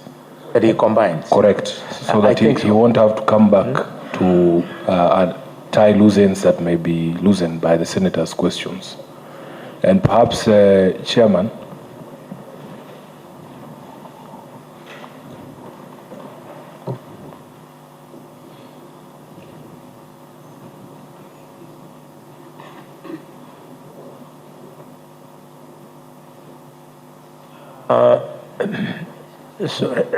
sorry, Senator for Nairobi, I must rule in the negative. The reason being the tradition has already been set in the other 6 impeachment processes that have taken place in Senate, and also we can easily switch the minds of the witness not in line with the prosecutions that they have done. So let them finish, because you are taking up the matter, it's more global. You are free to ask the things they have said here and ask even more. So let's give them, and then also members, to manage it slightly better. The witness will not be useful to us unless I replenish his glucose. So he will need a break, take tea, then come back when he's recomposed. Probably the bladder is full now, he's even not able to. Most obliged. So it's 10 minutes, sir. Yes, and we'll share the 10 minutes with my learned friend, Mr. Jacob Ngwele. I will only ask a few questions. Chair, I'm referring to volume 4 of the Assembly's document. Sir, please look at volume 4 very quickly. Page 16.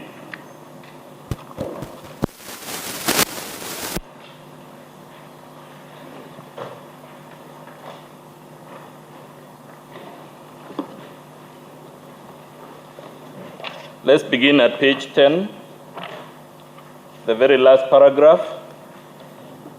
Does it show the number of people who participated in the public participation? By way of overview, does it show at page 10, the very second last line? Page 10? Second last line. Yes. It says how many people gave their views orally? 1,300. Let's go to page 16. Again, the last paragraph. Who does it say conducted the public participation? Can you read your last paragraph very quickly? The mover of the impeachment motion, the Honorable DMK Kyogora, is particularly grateful to the offices of the Speaker, the Clerk of the County Assembly, members of the County Assembly of Meru, staff, members of the public for facilitating the public participation on the 13th of December 2022 in accordance with the law.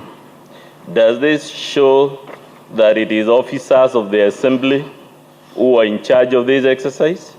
Yes. Let's now go to page, still on volume 4.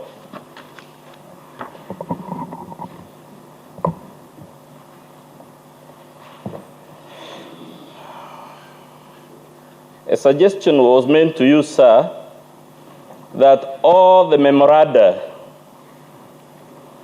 opposing the motion are handwritten and the others are typed, and therefore they must have been computer generated. Do you recall that line of questions?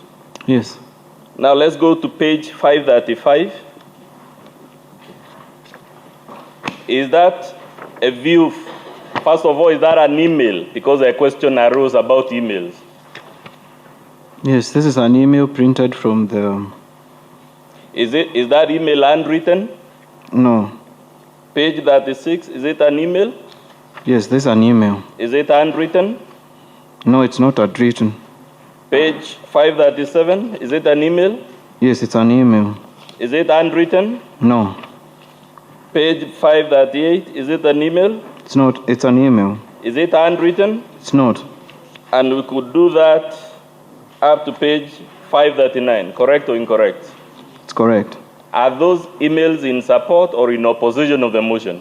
Actually, some are supporting, but the majority are opposing the impeachment. Majority are in opposition. Let's go to page 540 very quickly.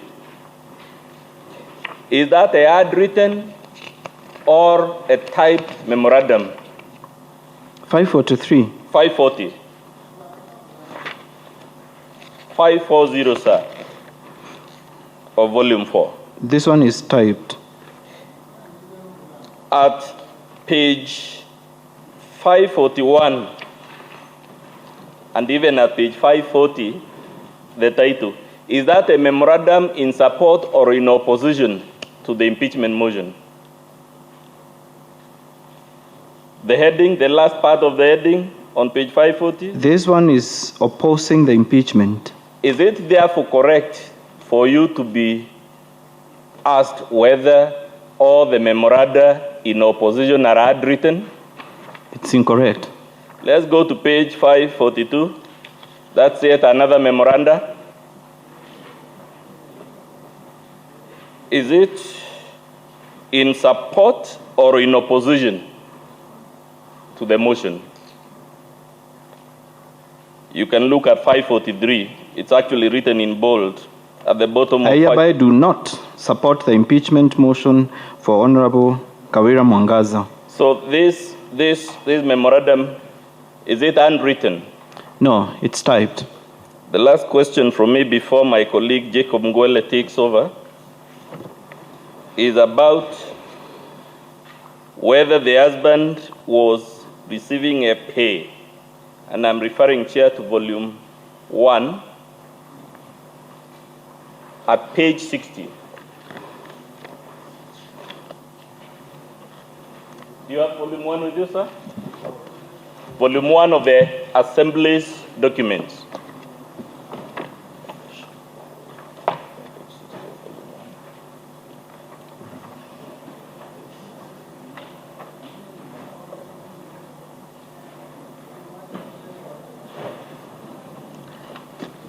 I don't have that.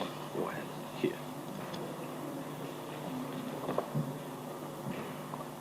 That is a letter from the Ethics and Anti-Corruption Commission. What did the commission say about whether the husband was receiving? Sorry, Council, which page? Page 60 of volume 1 of the Assembly's documents. From the bottom, Chair, it is the 5th paragraph from the bottom of page 60. Please read for us what the Ethics and Anti-Corruption said about the issue of whether the governor's husband was receiving a salary or not. While the information within our knowledge is that Mr. Murega Baisho will be performing his duties without pay, We find this inconsistent with this provision because the office he occupies is a public office within the meaning of this article, whether or not it draws a salary. That is Section 59 of the County Government Act 2012 provides that the functions... We can leave it at that, okay, sir. Chair, I will donate the remaining minutes to my learned friend, Mr. Jacob Ngwele.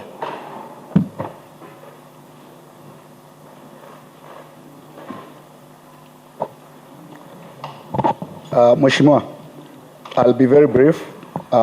Just seeking some clarifications from your end.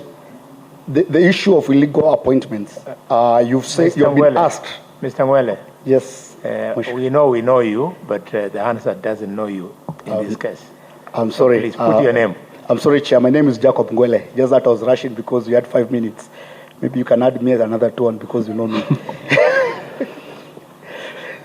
Okay, you've been asked a question relating to why did you choose impeachment instead of inviting the governor to appear before the committee. Was it evidence that impeachment is only cure? Is it? Impeachment was the only option in view of the charges brought forward. Impeachment was the only option. Impeachment was the only cure, like I said during the previous cross-examination. And there is no legal requirement on which steps you should choose? Yes, it's up to the assembly. It's up to the move of the motion to convince the assembly. And the issue of the patron, can you confirm that a patron of a public institution exert influence on that institution? Does he have influence? Yes. He has influence on that particular institution. There's the issue of municipalities, the issue raised about municipalities, and that the committee which was formed. Yes, I can hear an objection. Well, I just hold. As I mentioned earlier, we constrained ourselves on the approach by counsel to suggest answers to witness, and the witness confirms. At this juncture, we have no option that to really oppose that line of examination because we do not have any other opportunity. Once the answers we have already received from the witness have been changed due to the suggestions by counsel, let the counsel give a background and ask open-ended questions for the witness to narrate his story. It is the movers of the motion story. It's not the story of the counsel. Let answers come from the witness, not the counsel. Thank you, Chair. Thank you. Counsel, you're perfectly in order. I think Edwin Sifuna will agree with me that, Mr. Ngwele, you are now engaging in leading questions. And therefore, that objection is sustained. Anything that you have attempted to ask through leading questions will not amount to any contribution before this committee. I stand guided, Chair. Mr. DMK, Mheshimiwa, was it your evidence that taxi and parking, they are preserve of the county government? They are function which is a preserve of the county government. That was your evidence? No. The issue of parking, taxi and parking spaces, that is a work of the county. It's a preserve of the county, the municipal management board to designate taxis where they're supposed to operate them, or affairs regarding the operations in the municipality. So creating another committee will be contravention of that particular function? Yes. That was your evidence? The other issue, the issue of the videos, we have been asked a lot of questions about videos here. Was it when my lead counsel, Mr. Dr. Mudomi, was asking you a question, did they object? Have they objected to the veracity or authenticity of the videos? I have not seen any objections.